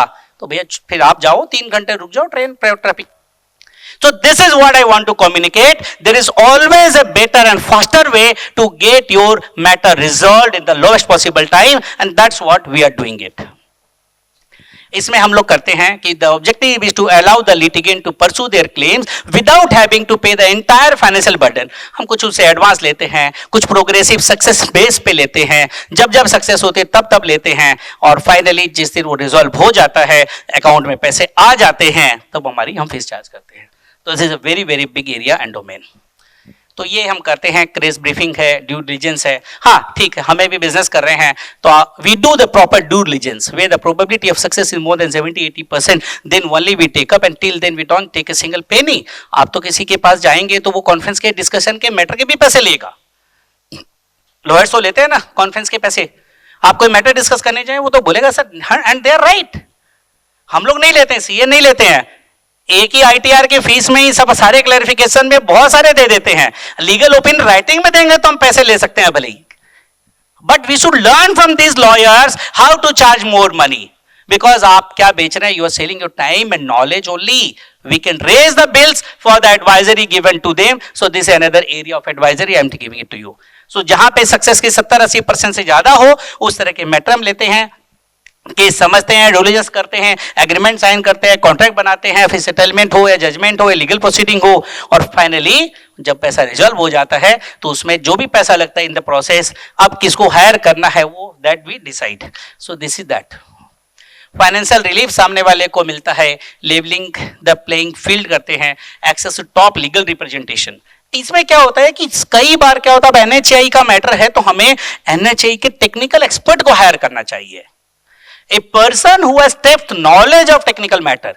अब किसी का मान लीजिए इंजीनियरिंग का बैकग्राउंड है और इंजीनियरिंग का मैटर है, तो उसी डिपार्टमेंट के किसी न किसी सब्जेक्ट मैटर एक्सपर्ट को अगर आप इंगेज करेंगे तो आपकी सक्सेस बेटर हो जाएगी। लेकिन हम क्या करते हैं, हमारा तो एक ही लॉयर है जी, हम तो उसी के साथ काम करेंगे। अभय चंडालिया जी बहुत बढ़िया लॉयर है, मैं तो खैर नहीं हूं, लेकिन हमारे सुनील अग्रवाल जी हैं या संजय पांडे जी हैं, वो हमारे बहुत बढ़िया लॉयर है, पुराने हैं, क्योंकि पापा के 40 साल से हम जानते हैं। अरे सर, वो एनएचएआई के एक्सपर्ट नहीं है, उनकी एक्सपर्टीज 138 की है, उनकी एक्सपर्टीज हो सकता है कि डोमेस्टिक वायलेंस मैटर की है, उनकी हो सकता है सिविल मैटर की हो सकती है। मैं किसी के नाम मतलब एक जनरल बात कर रहा हूं। तो हमें यह पता होना चाहिए, जैसे जब हम बिजनेस कर रहे होते हैं, कंसल्टिंग में आप किसको हायर करते हैं, जो सब्जेक्ट मैटर एक्सपर्ट होता है। अगर आपको ईवी की यूनिट लगानी है तो आप ईवी के कंसल्टेंट को हायर करेंगे, अगर आपको बैटरी की लगानी है तो बैटरी वाले को हायर करेंगे, आपको कार के मैन्युफैक्चरिंग यूनिट लगानी है तो आप कार के एक्सपर्ट को हायर करेंगे। उसी तरह से लीगल मैटर के अंदर में जब आप सब्जेक्ट मैटर को एक्सपर्ट को हायर करेंगे तो आपको रिजल्ट आपको बेटर और फास्टर मिल सकता है। तो ये फाइनली विन विन आउटकम होता है। क्लाइंट खुश, जल्दी पैसा आ गया, हम खुश, हमारी फीस आ गई, लॉयर खुश, जितना पैसा चाहिए था उससे ज्यादा हम देते हैं, क्योंकि हमारी फीस कई बार लॉयर की फीस के 5 गुना 10 गुना तक होती है, 5 to 10 times higher than the lawyer fees, but effectively अगर आप उसको कैलकुलेट करेंगे तो we will be the cheapest one, क्योंकि उसका जो लॉस ऑफ टर्नओवर हो रहा था और जो लॉस ऑफ प्रॉफिट हो रहा था उसको हमने बंद करा दिया, और जो हम फीस लेंगे उससे कम होगी। अब उसमें सेटलमेंट करने के लिए हम कहते हैं भैया सेटल कर लो, 60% मिलता है ले लो, 70 मिलता है ले लो, 55 मिलता है 55 भी ले लो। आप उसे बिजनेस करिए ना, आपका काम बिजनेस करना है, आपका काम लीगल बैटल नहीं है, आपका डिपार्टमेंट फाइटिंग नहीं है। अनफॉर्चुनेटली प्रमोटर का 20 से 25% टाइम मैनेजमेंट और लिटिगेशन और कंप्लायंसेस के झंझट झमेले में लग जाता है, भले ही उसको सीए हैंडल कर रहा हो, चाहे सीएस कर रहा हो, चाहे लॉयर कर रहा हो, या कोई भी दूसरा सब्जेक्ट मैटर एक्सपर्ट कर रहा हो। होता है, ऐसा नहीं होता है प्रमोटर्स का टाइम। तो ये चीज है। तो हम लोग ये सब लेते हैं सुप्रीम कोर्ट के, हाई कोर्ट के, NCLT, DRT, dispute matter, commercial dispute, arbitration और एनी अदर ट्रिब्यूनल्स, सेट का हो, सेबी का हो, ईडी का हो, पीएमएलए का हो, बेनामी का हो। कई बार वो बहुत साथ में अटक जाते हैं, और कारण क्या है कि वो एक ही जन की सुनते हैं। तो मेरे पापा कहते थे एक बात, सुनो सबकी करो मन की।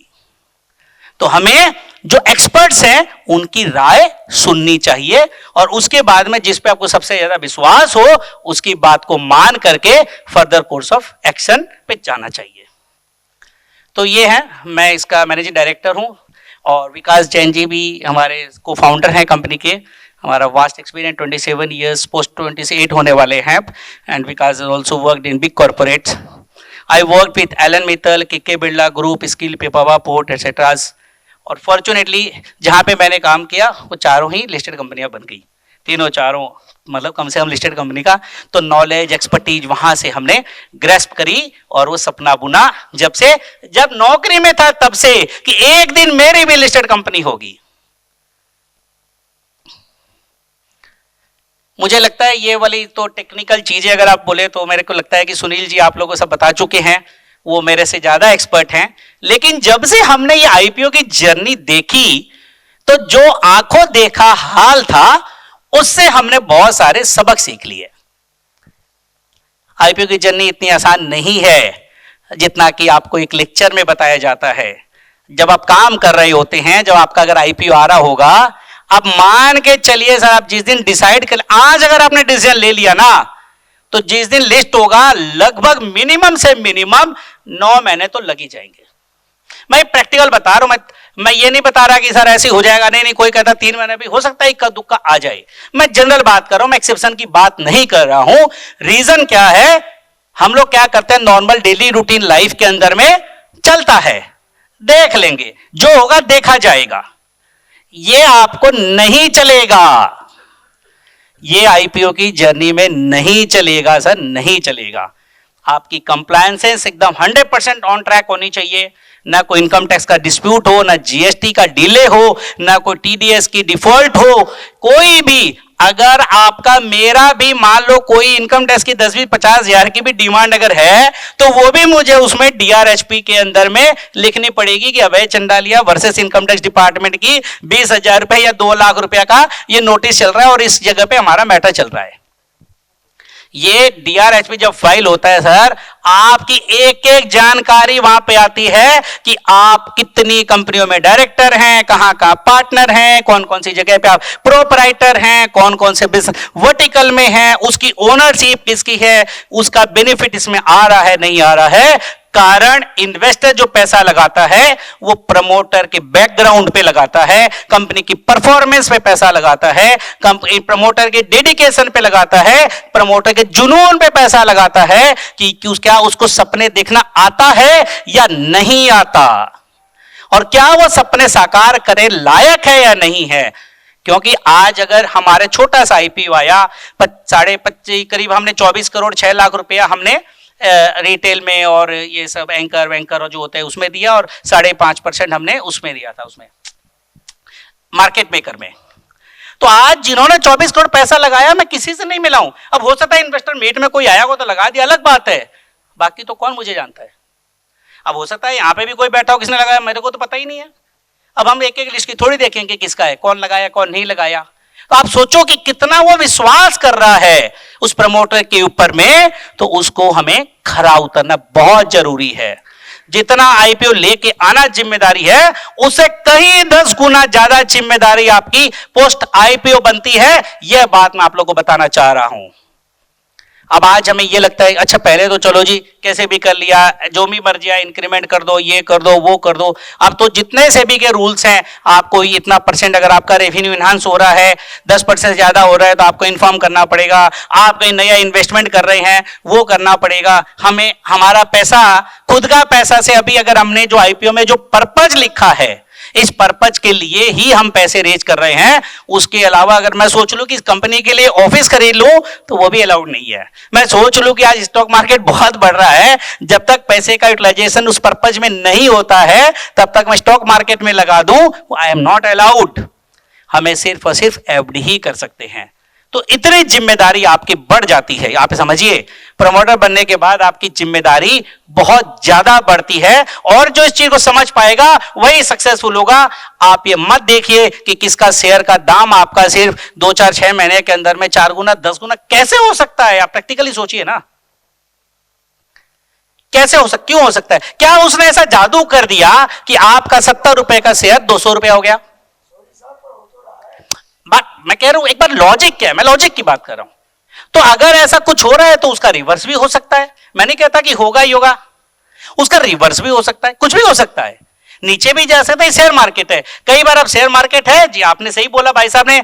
आपको क्या मतलब, सामने वाले को भैया आम खाने से मतलब, पेड़ गिरने से क्या मतलब, तो होता है। खैर ठीक है, वो आपका एक कैलकुलेटिव रिस्क है कि आप किस जगह पे कहां पे कितना रिस्क एपेटाइट आप रखते हैं, तो ये सारी चीजें आती है। बिल्कुल सर, यही तो सबसे बड़ा जुनून है। अब मैं इसको रन कर बताऊंगा आपको, लोग बताएं इसमें तो कुछ, जब बोला था आप IPO के बारे में थोड़ा कुछ बता दें, तो मैं ऑनेस्टली तो मैं इस फील्ड का I am not IPO advisor, but जब से हमने जर्नी शुरू करी तो we have added this as additional services in association with our Mumbai friend who is doing that, he is taking the leadership। हमने 7-8 IPO की एडवाइजरी भी उन्होंने उनके मेंटरशिप में करी है। अभी भी हम लोग करीब 5 IPO का काम अभी कर रहे हैं। लेकिन वो क्या होता है कि कई बार कई मर्चेंट बैंकर्स आपको ख्याली पुलाव को ज्यादा दिखा देते हैं, तो उस ख्याली पुलाव में प्रमोटर को नहीं जाना चाहिए। आपको ग्राउंड पे रह के भी देखना चाहिए कि आपकी क्या है, सच्चाई क्या है, उस मर्चेंट बैंकर की एक्सपर्टीज क्या है। तो we do the hand holding कि आपके लिए कौन सा राइट पर्सन है, कि जिसकी रिपुटेशन अच्छी हो, जिसका एग्जीक्यूशन अच्छा हो, इसकी स्किल अच्छी हो और डिले ना करे। आपको कई जन अरे सर हम तो 3 महीने में ला देंगे IPO, एक बार एग्रीमेंट साइन हो गया ना सर, आप समझ लो कि उसके बाद में आपको वापस आने का रास्ता नहीं है। तो जैसे हम शादी करते हैं तो एक दुल्हन आती है तो आपको उसकी बैकग्राउंड चेक करना, उसके फैमिली का बैकग्राउंड चेक करना, एक तरीके से ये मैरिज है, एक तरीके से ये, क्योंकि आपके पास एक बार साइन हो गया ना तो मार्केट में सब जगह फैल जाता है इसका एग्रीमेंट, उसे साइन हो गया, अब वहां से आपको बैकआउट करने के लिए 50 क्वेश्चन मार्क आपके ऊपर रेज हो जाते हैं। तो selecting the right merchant banker is also equally important. And उसने किस तरह का काम किया, उसके खिलाफ कोई कंप्लेन तो नहीं है, क्या टाइम उसकी टीम है कि नहीं है, उसके ऑफिस जरूर जाइए, उसकी टीम से जरूर मिलिए, उसकी कैपेसिटी को देखिए, उसके प्रमोटर्स जो जिनका इन्होंने काम किया उनका बैकग्राउंड जरूर देखिए और उनसे जरूर फीडबैक लीजिए, तब जाके आपको फाइनल करना चाहिए।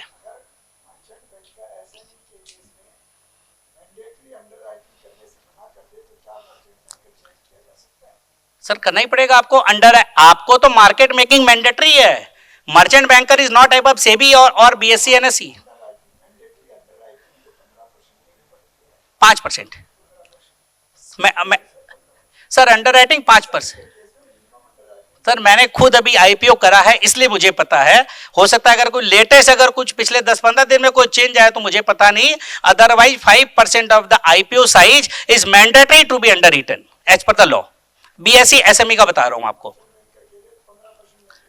मर्चेंट बैंकर कर रहा है तो हमारे जो मार्केट मेकर को शेयर दिए वो हमने 5% दिया था। सर मार्केट मेकर तो हमारा अलग था, he has recommended somebody else.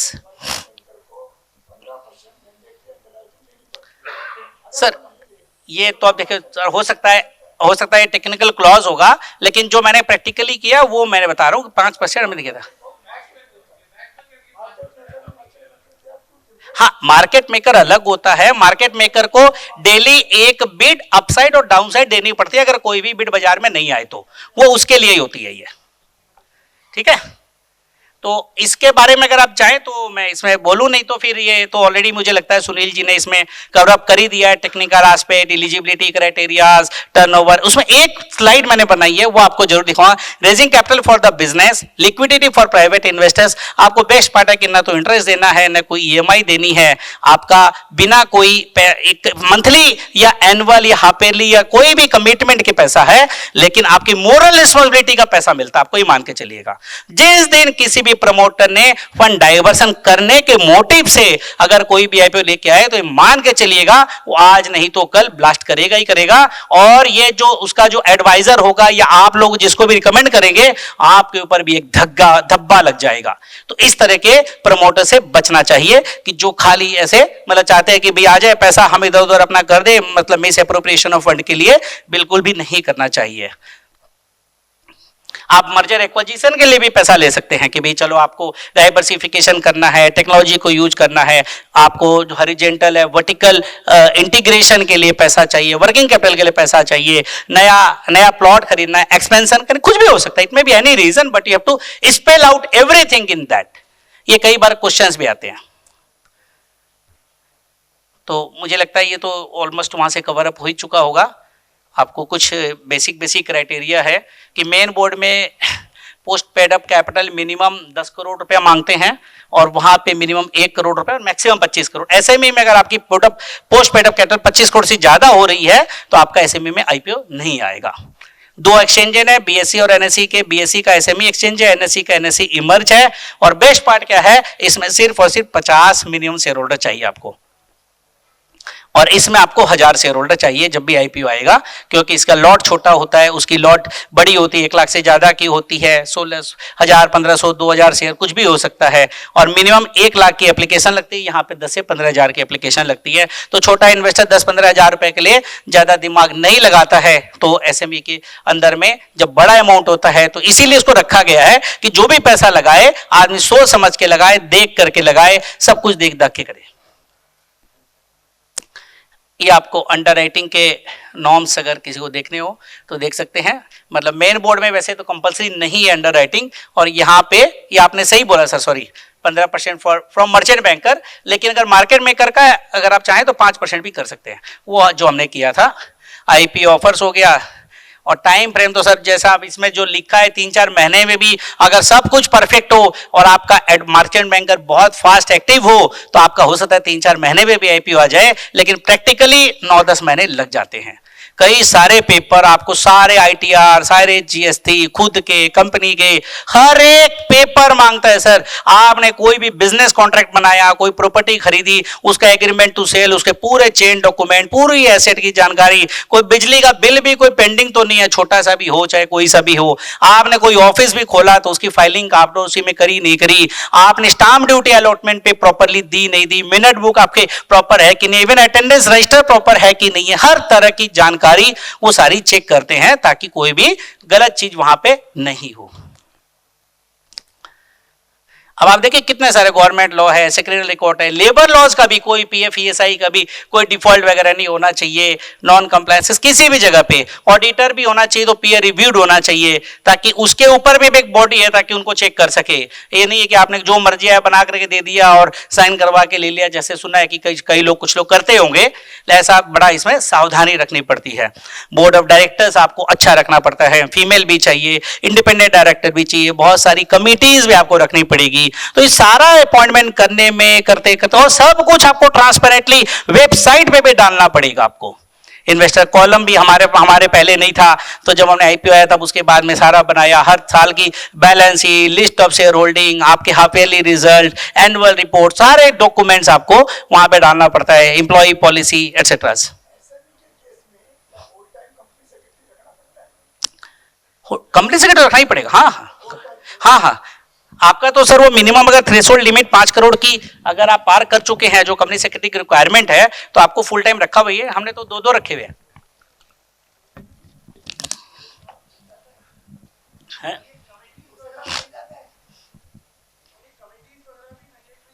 हाँ सर, बिल्कुल सब बनानी पड़ेगी, सबकी रेगुलर मीटिंग भी होनी चाहिए। पहले तो कर लेते, अब तो सारी रिकॉर्डिंग भी होती है, फोटोज भी आपको रखनी पड़ती है, रिकॉर्ड भी रखना पड़ता है। वी हैव टू इंश्योर, ये नहीं कि खाली खाना पूर्ति के लिए चलो जी साइन कर दिया हो गया, नो,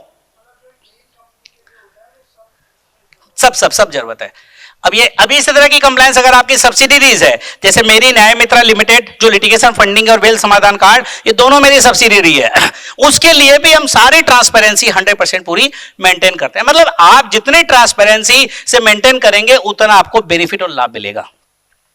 आपको एक IPO की केस स्टडी एनालिसिस बताता हूं। आप हालांकि थोड़ा नंबर छोटे हैं। एग्जाम्पल करते हैं कि हमारे कोई 3 क्लाइंट है जिनका सबका टर्नओवर 100 करोड़ के पास है, आसपास है। एक क्लाइंट है जिसका EBITDA 5 करोड़ है, 1.5 करोड़ का पैट है। दूसरा क्लाइंट है जिसका EBITDA पैट 8 करोड़ का है, तीसरे का 12 करोड़ का EBITDA है।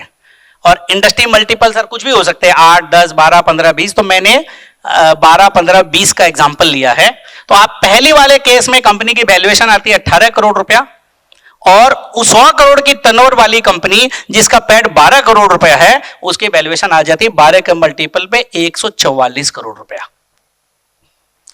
पब्लिक SME के अंदर में पैट देखती है, मेन बोर्ड पे EBITDA देखती है।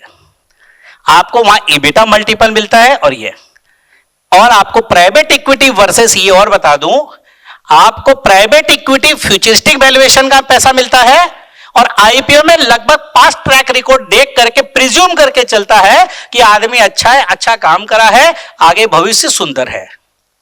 उसका भविष्य वर्तमान हमारा बड़ा ही खराब हो, लॉस मेकिंग कंपनी हो, सैकड़ों हजारों करोड़ की भी अगर लॉस की बैलेंस शीट है, तो भी उसकी वैल्यूएशन आपको मिल जाती है। आपने ऐसे 2-3 IPO शायद देखे होंगे, लॉस वाले भी।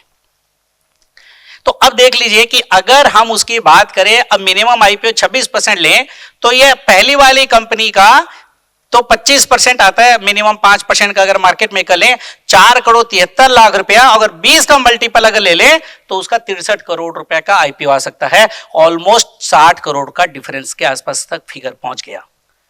तो what I want to communicate you here is, if the client is a honest taxpayer, if the client pays honestly the full taxes to the government and their PAT is good, actual numbers, then you may get a good valuation and good amount of money can be raised in the IPO.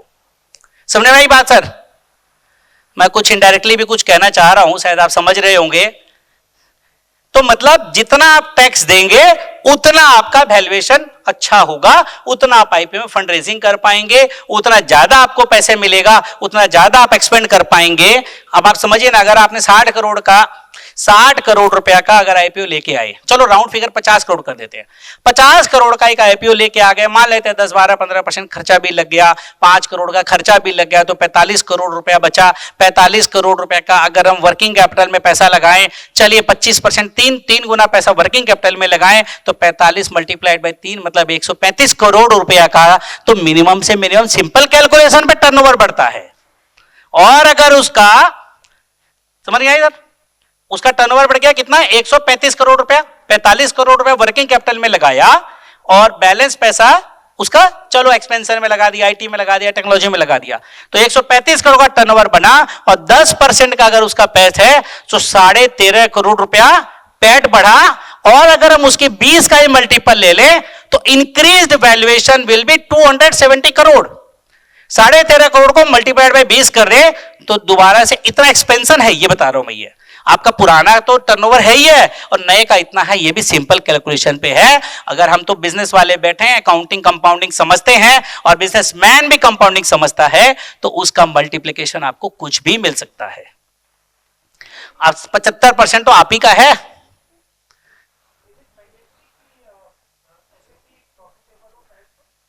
हाँ, profit SME में loss का IPO नहीं आता sir, नहीं आता। लेकिन अब sir unset मतलब मोटा मोटी 2-3 करोड़ रुपए के नीचे अगर आपका पैट है ना, तो 3 करोड़ रुपए के नीचे लगभग आप ना ही मान के चलिए।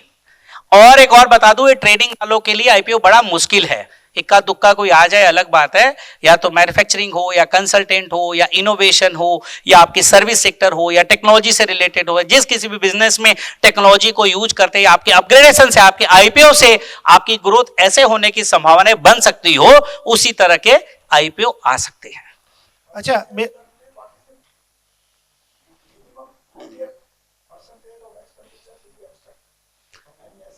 सर आप देख लो ना, उसमें 10% से 20% तक ले लेते हैं सर। अब लेते हैं, सबकी अलग अलग कहानी है। 10% वाले भी हैं, 9% वाले भी है सर। ये सब कॉन्फिडेंशियल चीजें होती है। रेंज बता दो सर। इसमें हमारा था, उसमें था अप्रोक्सीमेटली करीब 3.5 करोड़ के आसपास लगा मेरा, 3.5-4 के टोटल। रेंज क्या रही? परसेंटेज तो सर एक बार करीब 15% के आसपास अंदाज। 15%।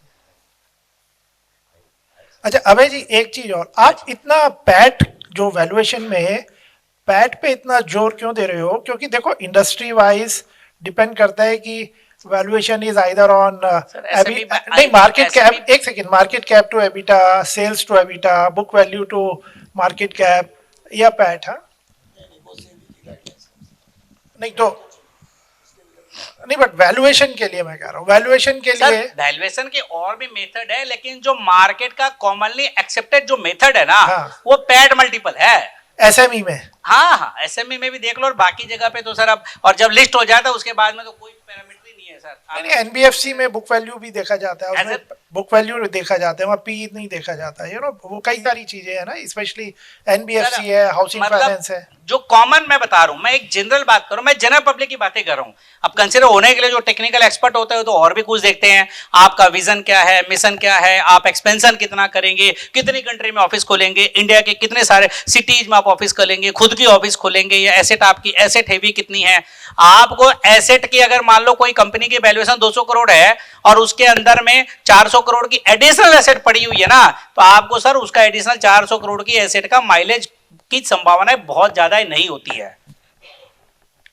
तो इसलिए कई बार स्ट्रक्चरिंग जब कर रहे होते हैं लोग, तो उसको एडवाइजरी कर देते हैं, इस एसेट का जो आपका रेवेन्यू जनरेटिंग नहीं है, which asset is not being used in your business, आप इसमें क्यों रख रहे हैं, आप इसको अलग कंपनी में ट्रांसफर कर लो, डीमर्ज कर दो उसको। ऐसी कई बार चीजें आती है। और इसमें एक और एस्पेक्ट जो सबसे इंपॉर्टेंट जो एस्पेक्ट जो मैंने भी देखा था और किया भी था हमने, तो कई बार क्या होता है कि अब मान लो कि मेरे 10 बिजनेस हैं और 10 में अलग अलग मेरी इक्विटी है, मेरी है, वाइफ की है, दोस्त की है, पार्टनर की है, दूसरे इन्वेस्टर्स की है, तो उसको मार्केट डिस्काउंट करता है कि अभय चंडालिया के पीछे अगर पैसे लगा रहे हैं तो ये तो 10 जगह पे धंधा कर रहा है, तो आपका कंसोलिडेशन तो हुआ ही नहीं, कल को उसमें धंधा मिला तो इसको यहां छोड़ के भाग जाएंगे।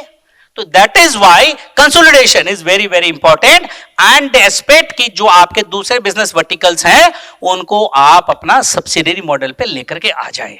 सब्सिडरी है तो उसका बेनिफिट, आपके टाइम का बेनिफिट जितना भी हो, 50% है तो 50% तो मिलेगा कंपनी को बेनिफिट। तो इसलिए वो एडवाइजरी आती है कि आपके जो अगर और एडिशनल एक्टिविटीज है और उसमें आपका शेयर 50-51% से कम है, 50 से कम है, तो आप उसको 50% ज्यादा बढ़ा दें ताकि कंसोलिडेशन के अंदर में वो आ जाए। और नॉट ओनली आएगा, आपको उसका माइलेज भी मिलेगा। मान लेते हैं एक कंपनी, दूसरी कंपनी है जिसमें किसी प्रमोटर का 40% स्टेक है, 40% स्टेक है उसमें, और इसमें मेन कंपनी में आईपीओ आ रहा है, तो उस 40% वाले का माइलेज इस कंपनी को तो नहीं मिलेगा। मार्केट उसको वैल्यूएशन नहीं देगा क्योंकि आपका कंसोलिडेशन नहीं होगा। अब पेरेंट कंपनी का पैट आपका 10 करोड़ का है और सब्सिडरी का मान लेते हैं 5 करोड़ का पैट है और आपका 50% से ज्यादा है, 51% मान ले, तो उसका मान लीजिए 5 करोड़ तो 2.5 करोड़ रुपया का माइलेज यहां पे ऐड हो जाएगी और 2.5 करोड़ का मल्टीपल में भी आपको बेनिफिट मिलेगा, वैल्यूएशन में भी। This is the difference. तो आप जब कर रहे होते हैं तो कंसोलिडेशन में आपको इन चीजों का बेनिफिट मिलता है।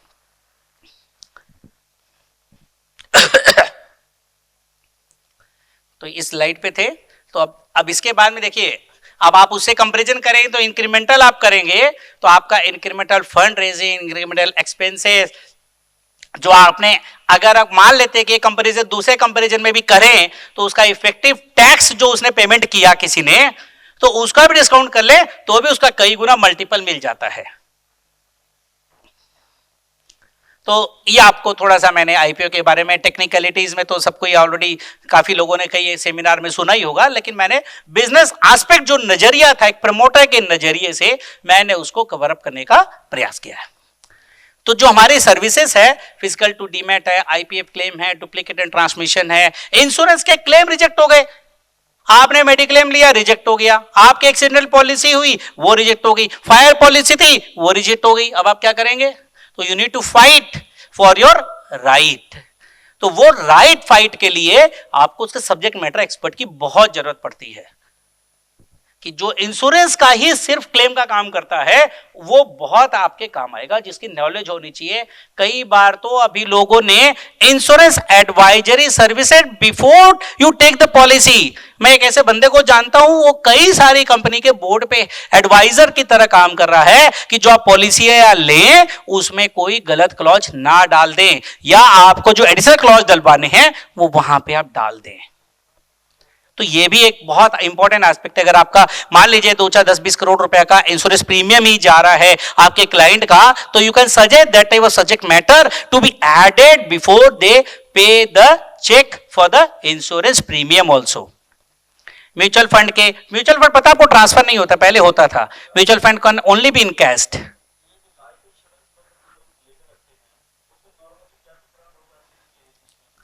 सर आप देखिए, जब आपने पॉलिसी ली तो आपने लिख लिया नॉन एल्कोहलिक है, और जबकि जब आपने जब हॉस्पिटलाइजेशन हुआ तो आपने पॉलिसी ली थी मान लेते हैं 2017 में, करेक्ट, और आपने अभी एडमिट हो गया वो जो भी पेशेंट है और उसने लिखा भाई आप ड्रिंक करते हैं? हाँ जी। कितने साल से? जी 20 साल से ड्रिंक कर रहा हूं। तो इसका मतलब आपने गलत इंफॉर्मेशन दी वहां पे। आपने लिख दिया मेरे को डायबिटीज है। डायबिटीज कितने सालों से है? तो डायबिटीज आपने लिख दिया जी मैं तो 20 साल से। उसके नहीं, आपसे पूछेगा कौन सी गोली ले रहे, कितने सालों से ले रहे हैं, तो आदमी का दिमाग वहां नहीं जाएगा। वो बता देगा कि मैं तो ये वाली गोली जो है टेंडिया एम ले रहा हूं या ग्लूकोनॉम ले रहा हूं, जो भी XYZ दवाई आप ले रहे हैं, वो जी मैं तो 15 साल से ले रहा हूं जी। अब आपने कंट्राडिक्शन कर दिया। वहां तो आप कह रहे हैं मैं नॉन डायबिटिक हूं और यहां आपके डायबिटिक 15 साल से दे रहे हैं। तो जब मेडिकल डिस्चार्ज की समरी बनेगी तो उसमें आपके सच्चाई सामने आ जाएगी। तो इसीलिए कहते हैं honesty will pay you in long term. तो आप कभी भी गलत बातों से बचें। ऐसे अब आपने कई बार पॉलिसी ली, अब आपने मान लीजिए कि किसी कंपनी का स्टॉक 20 करोड़ का है और आपने पॉलिसी ले ली 5 करोड़ की, तो अंडरराइट आपने खुद किया ना। अब आप बोलते हैं जी नहीं जी मेरे को तो 20 करोड़ का क्लेम ही नहीं दे रहा, बोलेगा जी आपने तो आपने हमें झूठ बोला है, आपका स्टॉक इतना था ही नहीं, तो आपने मतलब आपका स्टॉक ज्यादा था, आपने कम की क्यों ली? या दूसरा हो जाता है कि जब आपका स्टॉक ही नहीं था तो आपने पॉलिसी ली तो उसमें गलत आपने इंफॉर्मेशन दे दी। ऐसे ही कई सारे फैक्टर्स हैं। तो वेल्थ प्रोटेक्शन मैंने बताया, इन ऑपरेटिव बैंक डिपॉजिट में हम लोग सभी, कोई मुझे नहीं लगता है कि शायद ही कोई इक्का दुक्का बंदा यहाँ पे होगा जो अपने घर में जहां पैदा हुआ और आज तक उसी घर में रह रहा है कोई ऐसा व्यक्ति? अरे वाह क्या बात है, I am very happy to see. तो आपके अनक्लेम्ड होने की संभावनाएं बहुत कम है। लेकिन बाकी सबकी सोचो तो सही। क्या हम आपको एक होमवर्क देता हूं आज का, आप जब घर जाएं तो अपने सारे निवेश के डॉक्यूमेंट निकालें और वहां पे उसका address, email ID, phone number, address, email ID, phone number, आपकी खुद की स्पेलिंग, आपके नॉमिनी की स्पेलिंग, आपके अगर स्पाउस का स्पेलिंग और आपके फादर की स्पेलिंग, सारे अल्फाबेट एज पर आधार कार्ड होना चाहिए। तो ये आपका मैं आज एक रिक्वेस्ट कर रहा हूं, आप सभी को ये अपना होमवर्क अपने खुद के इंटरेस्ट के लिए ये इनटेक आप लेकर के जाए और वहां पर इसको चेक करें।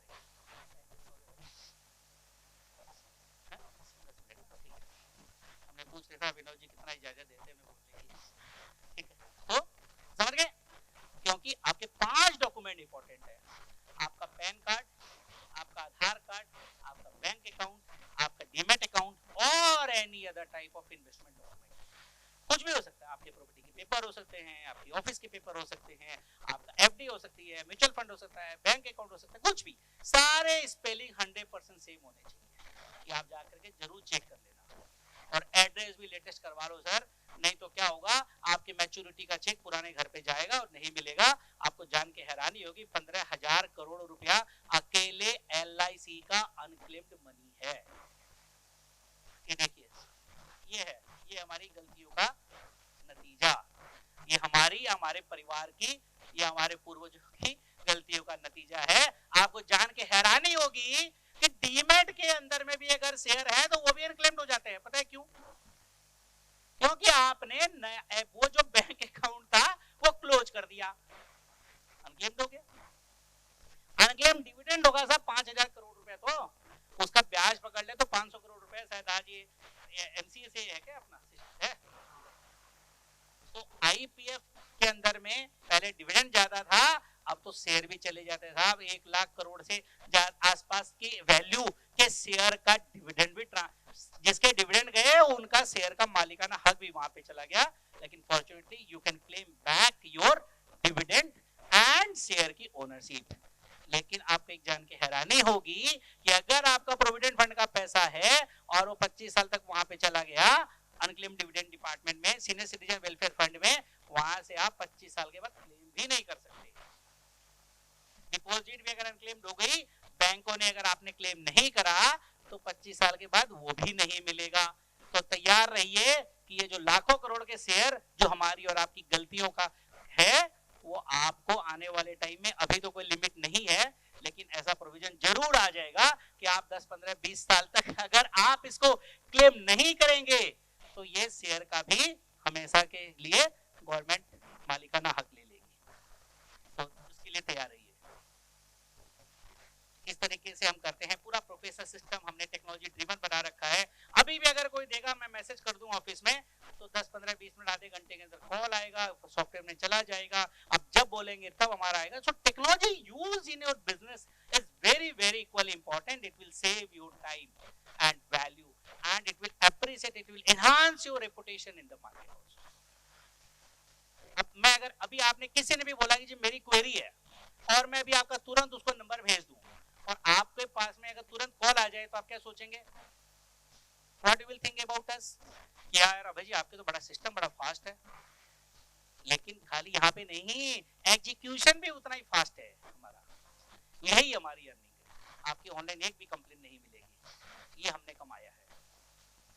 तो रिंग आप फोन करेंगे, इवैल्यूएट करेंगे, चेक करेंगे, आपको कमर्शियल प्रपोजल देंगे, एग्रीमेंट साइन करेंगे, वो भी डिजिटल है। हम तो एग्रीमेंट भी, अभी आप यहाँ बैठे रहो, आपका OTP, आपके पास OTP आएगा, वो OTP डालेंगे तो डिजिटली आपके आधार कार्ड से लिंक होकर के एग्रीमेंट भी बन जाएगा। पेमेंट आप ऑनलाइन कर ही सकते हैं। तो we are using full technology for our upgradation. Business associate बनना चाहें तो शेयर समाधान के पे जाइए, शेयर समाधान का बिजनेस एसोसिएट खोलिए, वहीं पे खुलेंगे, वहां पे आप सारे क्लाइंटों को ट्रैक कर सकते हैं। वहां पे आपको कितनी पे फीस मिलेगी, रेफरल फीस मिलेगी, आपका हमारा टर्म्स क्या है, सब कुछ आपको ट्रांसपेरेंट है। 100% ट्रांसपेरेंसी भी मेंटेन। खैर आपको एक जो बता रहा था, शेयर 7 साल के बाद चले जाते हैं, इनऑपरेटिव बैंक अकाउंट 10 साल के बाद DEPF में चला जाता है, अनक्लेम्ड इंश्योरेंस 10 साल के बाद सीनियर सिटीजन में चला जाता है, प्रोविडेंट फंड 7 साल के बाद में। लेकिन सिर्फ ऊपर वाले को छोड़ के नीचे वाले में से इतने 25 साल के बाद आपको कुछ भी नहीं मिलेगा। मतलब सॉरी 10 साल वहां और 15 साल तक मिलेगा, उसके बाद टोटल 25 साल तक मिलेगा, उसके बाद नहीं मिलेगा। क्या करी हमने, investor don't track the investments. हम एनआरआई बन गए, इन्वेस्टमेंट प्रॉपर्टी इंडिया में छोड़ दी, चेंज ऑफ एड्रेस नहीं कराया, सब डिपार्टमेंट को सबको क्या पता है आप कहाँ रह रहे हैं, family is not aware about it. Death हो गई फादर की, मदर की, अमेरिका में हो गई, इंडिया में हो गई, चेन्नई में हो गई, पटना में हो गई, डेथ कहाँ हुई, सक्सेशन कहाँ बनेगा, इन्वेस्टमेंट कहाँ पे है। अगर कोई आर्मी डिफेंस में गवर्नमेंट जॉब में रहा, ट्रांसफरेबल जॉब है, जहाँ जाएंगे वहाँ इन्वेस्टमेंट करेंगे। और जो अभी मैंने होमवर्क दिया, ये होमवर्क अपने आज तक हमारी लाइफ में पहले कभी भी नहीं किया, तो इन सबका ये असर था जो अमाउंट दिखाया मैंने। और उसके बाद में क्लमजी प्रोसेस है सर। अब मैं हैप्पीली बोलूं या अनहैप्पीली बोलूं, बहुत सारे चार्टर्ड अकाउंटेंट मेरे क्लाइंट्स हैं, बहुत सारे एडिशनल एडवोकेट जनरल मेरे क्लाइंट हैं, solicitor general of additional solicitor general of India भी हमारे क्लाइंट रह चुके हैं। ऐसे ऐसे बड़े बड़े कॉर्पोरेट्स भी मतलब लिटिगेशन फंडिंग के अंदर में, मतलब बड़े कॉन्ग्लोमेरेट 5,000 2,000 10,000 करोड़ के ग्रुप वाले भी इस तरह की सर्विसेज से प्रॉब्लम फेस कर रहे होते हैं, तो हमारे पास में फर्स्ट सॉल्यूशन के लिए आते हैं। चेंज ऑफ एड्रेस हमने नहीं किया, change of investor name after marriage हमने नहीं करा, तो ऐसी सारी चीजें होती है। और जो मैंने बताया कि 5 चीजों में आप चेक कर लीजिए, इन्फॉर्मेटिव मेंटेन करिए, करेक्शन कर लीजिए, और नहीं है तो आज ही ऑनलाइन जा करके सब ऑनलाइन करेक्शन आप करें, पेपर सबमिट करें, डॉक्यूमेंट करें, क्या चलिए अब मैं लास्ट स्लाइड में है, 5 मिनट और है। जो मैंने बताया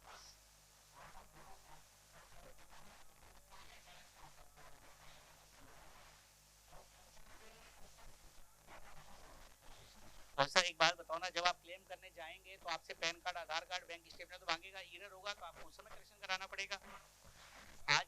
हाँ, लेकिन जब तक आप बूढ़े हो चुके होंगे, हो सकता है आपकी एज परमिट नहीं करती होगी, आपका हेल्थ परमिट नहीं करता होगा, आप आज तो इजी है, तो बाद में जब आप कहीं और दूसरे सिटी में, कंट्री में शिफ्ट हो जाएंगे तो एक लंबी प्रोसेस हो जाएगा, फिर हमारे अलावा हमारी जैसी कंपनी में कोई ऑप्शन ही नहीं बचेगा। अभी तो बिना पैसे का समाधान है, बाद में है। तो चलो मैं 2 4 5 मिनट और, देखिए नेटवर्क इज योर नेटवर्क, ये मेरा फेवरेट टॉपिक है। मैंने नेटवर्क टू नेटवर्क पे किताब भी लिखी है, जो मैं जीता हूं वही मैंने उसमें लिखा है। Network is a very very important aspect of our life. हम यहाँ पे आए हैं, यहाँ पे कई जन और भी आ रहे होंगे, इलेक्शन भी चल रहा है, बहुत सारे लोग एक दूसरे से मिलने आते हैं, नेटवर्किंग करने आते हैं, तो नेटवर्किंग से आपको न्यू अपॉर्चुनिटी मिलती है, एंथुसियाज्म मिलता है, आपको नया टैलेंट पूल मिलेगा, आपका नेटवर्क पूरे वर्ल्ड में कहीं भी हो सकता है।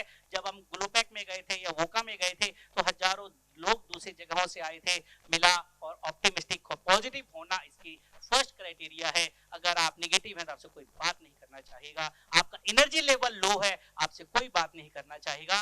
तो आपको कैसा लगा मेरे बारे में, क्या मेरी एनर्जी लेवल ठीक थी या नहीं थी? I try to maintain high level of energy so that आप सभी कोई जगह रहें। लंच का टाइम हो रहा है, सोने का मौका शायद नहीं दिया मैंने आपको, और एंजॉय करते रहे लाइफ को। Life is full of uncertainty, you don't know when you will breathe the last. मेरे पिछले साल एक हमारे दोस्त का साले जी किसी सीए के ऑफिस गए और वहीं उन्होंने अंतिम सांस ले ली।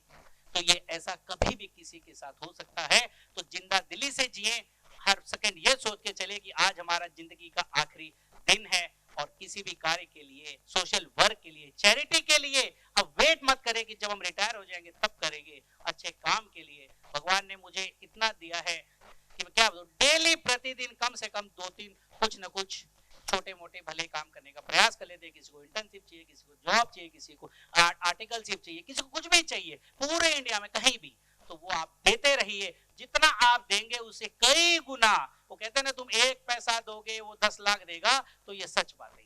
उसका लाइव एग्जांपल मैं हूं।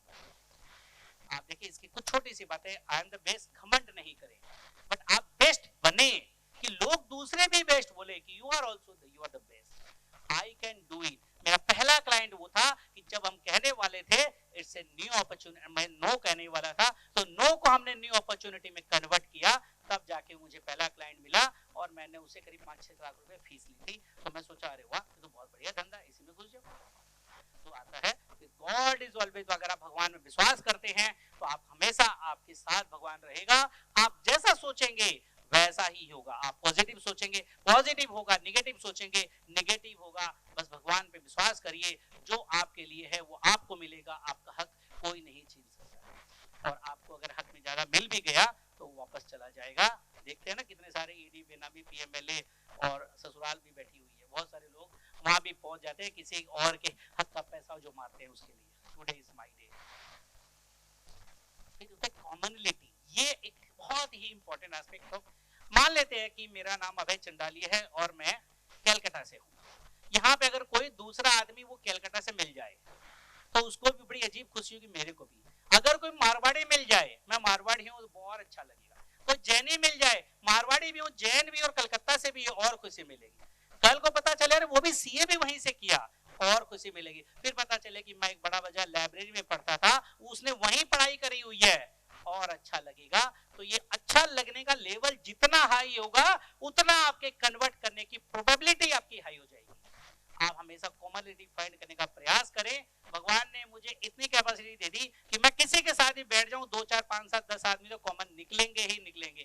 5 मिनट की बात करने की देरी है, आपको पता होना चाहिए से पूछना क्या है। आपके क्लाइंट के बारे में भी जब आप ये थोड़ी सी होमवर्क कर लें, मैं 10 मिनट के अंदर में इंडिया के किसी भी आदमी का नंबर निकाल लेता हूं जो डिजिटली प्रेजेंट है और हाई प्रोफाइल आदमी है, 10 मिनट के अंदर, और उसकी पहले प्रोफाइल देख लेते हैं।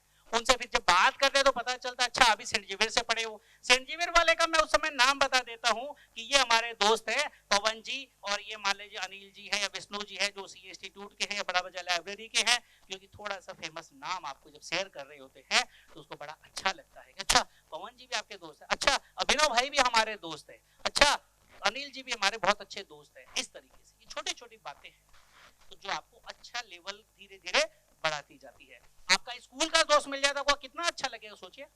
मैं अभी मेरे एक सीए के शेखर गुप्ता की क्लासेस हुई कलकत्ता में, 28 साल बाद उससे मिला, वो कितनी खुशी का इजहार नहीं कर पा रहा था, और वो आज ग्रुप डायरेक्टर है जुबिलिएंट ग्रुप का। और सुनकर हैरान, तो बोले यार भाई इतनी सी देर मजा नहीं आता, तो दोबारा मिलना पड़ेगा मेरे को। 28 साल बाद मिले हम। अब वो बोल रहा है कि यार तू तो अजब की पर्सनैलिटी बन गया। मैंने कहा कुछ नहीं, मैं तो सिंपल बात हूँ, हिंदी में बात कर रहा हूँ, नहीं तो इंग्लिश तुम्हारे जितनी स्मार्ट भी नहीं है भाई, मैं तो हिंदी मीडियम का पढ़ा हूँ, मैं तो ग्रेजुएशन में इंग्लिश सीखी, अभी भी मुझे बहुत स्ट्रांग इंग्लिश नहीं आती है, लेकिन मुझे कोई रिग्रेट नहीं है, क्योंकि मुझे जो आता है, जो अच्छे से आता है, वो प्रयास करूँ। आप मेंबर बने CII, FICCI, ASSOCHAM, TiE, ICAI, ICSI, ICMAI, ऐसे जितने भी सोशल ऑर्गेनाइजेशंस हैं, आप जितने प्रोफेशनल बिजनेस बॉडी के मेंबर बनेंगे, सब वहां पे प्रमोटर ऑफ बिजनेसमैन आते हैं, वो आपको धंधा देंगे। आपके कंटेंट ऑफ कम्युनिकेशन में जब आपका कॉन्फिडेंस और ऑनेस्टी और आपके अचीवमेंट का जब आपको कम्युनिकेशन उनके पास जब चला जाएगा तो उसको भी लगेगा अरे यार ये बड़ा आदमी काम का आदमी है, तो आपके नंबर वो अलग से सेव करेगा। आपको बोलेगा भाई साहब अगर चेयरमैन है तो बोलेगा ये देखो जी मेरे साथ में हमारे सीईओ भी आए हुए हैं, मैं भी एक सीआईआई की कॉन्फ्रेंस में गया, जीएमआर के चेयरमैन से मिला, तो 2 मिनट के बाद में बुलाया उसको, बुलाया सीईओ को, बोला यू शुड मीट मिस्टर अभय चंडालिया। ये आपकी अचीवमेंट हो जाती है। मैं सीए की कॉन्फ्रेंस करने विशाखापट्टनम में गया था, एक भी व्यक्ति को नहीं जानता था कि जो वहां पे जो मुझे जानता हो, लेकिन जब आया हूं तो मेरे पास करीब करीब मैं 150 लोगों को बिजनेस कार्ड दिए मैंने, 150 लोगों को। आपके कार्ड तो कभी खत्म होने ही नहीं चाहिए। अगर आपके कार्ड खत्म हो गए इसका मतलब आप मिसमैनेज्ड है। आप या तो डिजिटल कार्ड रखें, और डिजिटल कार्ड भी मैं डिस्करेज करता हूं, वो आप उस समय यूज करें जब आपके फिजिकल कार्ड खत्म हो जाए, क्योंकि नहीं तो मेरे पास इतना टाइम है आपका नंबर सेव करूं तब तक हो सकता है उतनी देर दूसरे से मिल लूं, कार्ड ऑफिस में जाएगा, फोल्डर में चला जाएगा, सेव कर लेंगे। तो आपको हमेशा कार्ड खत्म नहीं होना चाहिए। ये बहुत इंपॉर्टेंट जो लास्ट मैंने बोला है कि आप इस जगह के मेंबर बने, बढ़िया क्लब के मेंबर बने, अगर हो सके तो गोल्फ क्लब के मेंबर बनने की अगर आपकी कैपेसिटी है और वहां जा सकते हैं, उससे बढ़िया नेटवर्किंग की कोई दूसरी जगह नहीं है। चलिए, initiator of idea, justification of use, promptness, courtesies, अब प्यार से अच्छे से हंसफुल की बात करेंगे, सब आपको प्यार करेंगे, सब आपको चाहेंगे। और ग्रुप ओरिएंटेशन में अब बात करते करते आपको हैरानी होगी सर, मैं जब ये वोका का प्रोग्राम था मुंबई के अंदर में, 7,000 लोग में से मैं मोर देन 1,000 लोगों से मिला हूं। Can you believe in 3 days 1,000 लोगों से मैं मिला हूं, और उन सबके पास मेरा कार्ड पहुंच चुका होगा। और वहां से बिजनेस साथ अपने आप आता है, क्योंकि कंटेंट जो मैंने बातचीत करी, कार्ड दिया तो 2 शब्द बोल के दिए कि हम डूबे हुए अटके हुए पैसे निकाल के देते हैं, तो मुझे कॉम्प्लीमेंट क्या मिला, अरे वाह। जिसके मुंह से ये शब्द निकल जाएगा वो आपका परमानेंट क्लाइंट बन सकता है। चलिए, ऐसी ऐसी चीजें। सिग्नल हायर बोल के वेबसाइट है, ये ट्रेड सीक्रेट आपको बता रहा हूँ, यहाँ से आप किसी की भी नंबर निकाल सकते हैं, बशर्ते आपका बिजनेस, आपका ईमेल आईडी हो, तो वहां से आप किसी भी व्यक्ति के ईमेल आईडी निकाल सकते हैं और उसका थोड़ा होमवर्क करके उसको फोन करेंगे तो उसको अच्छा लगेगा, आप मैसेज करके कर दीजिए। तो ऐसे है वेबसाइट सिमिलर कॉन्टैक्ट्स है। और मोबाइल में नंबर सेव करना बहुत जरूरी है, कौन किस व्यक्ति का नंबर है, क्या क्वालिफिकेशन है, लोकेशन है, रोहिणी में रहता है या चेन्नई में रहता है या सोनीपत में रहता है, पानीपत में रहता है, स्पीकर है, बीजेपी का कनेक्ट है, बड़े कॉन्टैक्ट वाला आदमी है, एमडी है, सीएमडी है। और अगर आपको मिलना है तो आप वहां पे लिख लो, जैसे मैं लिख लेता हूँ, अगर आईपीओ को कोई क्लाइंट मिलता है 4 आईपीओ, शेयर समाधान का मिलता है SS, date recovery DRC, provident fund PF. तो क्या है कि आप human being of found of forgetting, जब आप ऐसे सेव करेंगे तो आप कभी भूलेंगे नहीं। और उसके बाद में व्हाट्सएप मैनेजमेंट आप अपने एक ग्रुप बना के रखें, उसमें सारी लीड डालते रहें और उसमें से डिलीट करते रहें जो काम हो गया है। ईमेल, फोन नंबर तो जिस व्यक्ति से मिल लो उसका फोन नंबर आपके पास होना चाहिए, किसके रेफरेंस से मिले वो भी होना चाहिए, क्योंकि वो आपको याद नहीं करेगा, उस रेफरेंस को याद करेगा। हम मुंबई के वोका में मिले थे या सॉरी ग्लोबैक में मिले थे, जहां भी हो, या हम सोनीपत में मिले, हम भी सीआईआई के मेंबर हैं, अच्छा मैं भी इसका मेंबर हूँ, उसका मेंबर हूँ, लाइक दिस। चलो सर, चलिए सर, तो ये है, ये सारी चीजें हैं। तो चलिए, आप लोगों ने इतना पेशेंटली सुना मेरे को, बहुत बहुत धन्यवाद। आपको कभी भी किसी चीज की जरूरत हो तो ऑलवेज अभय चंदालिया आपके साथ खड़ा रहेगा। तो यही थी एक प्रमोटर की कहानी मेरी जुबानी। Thank you sir.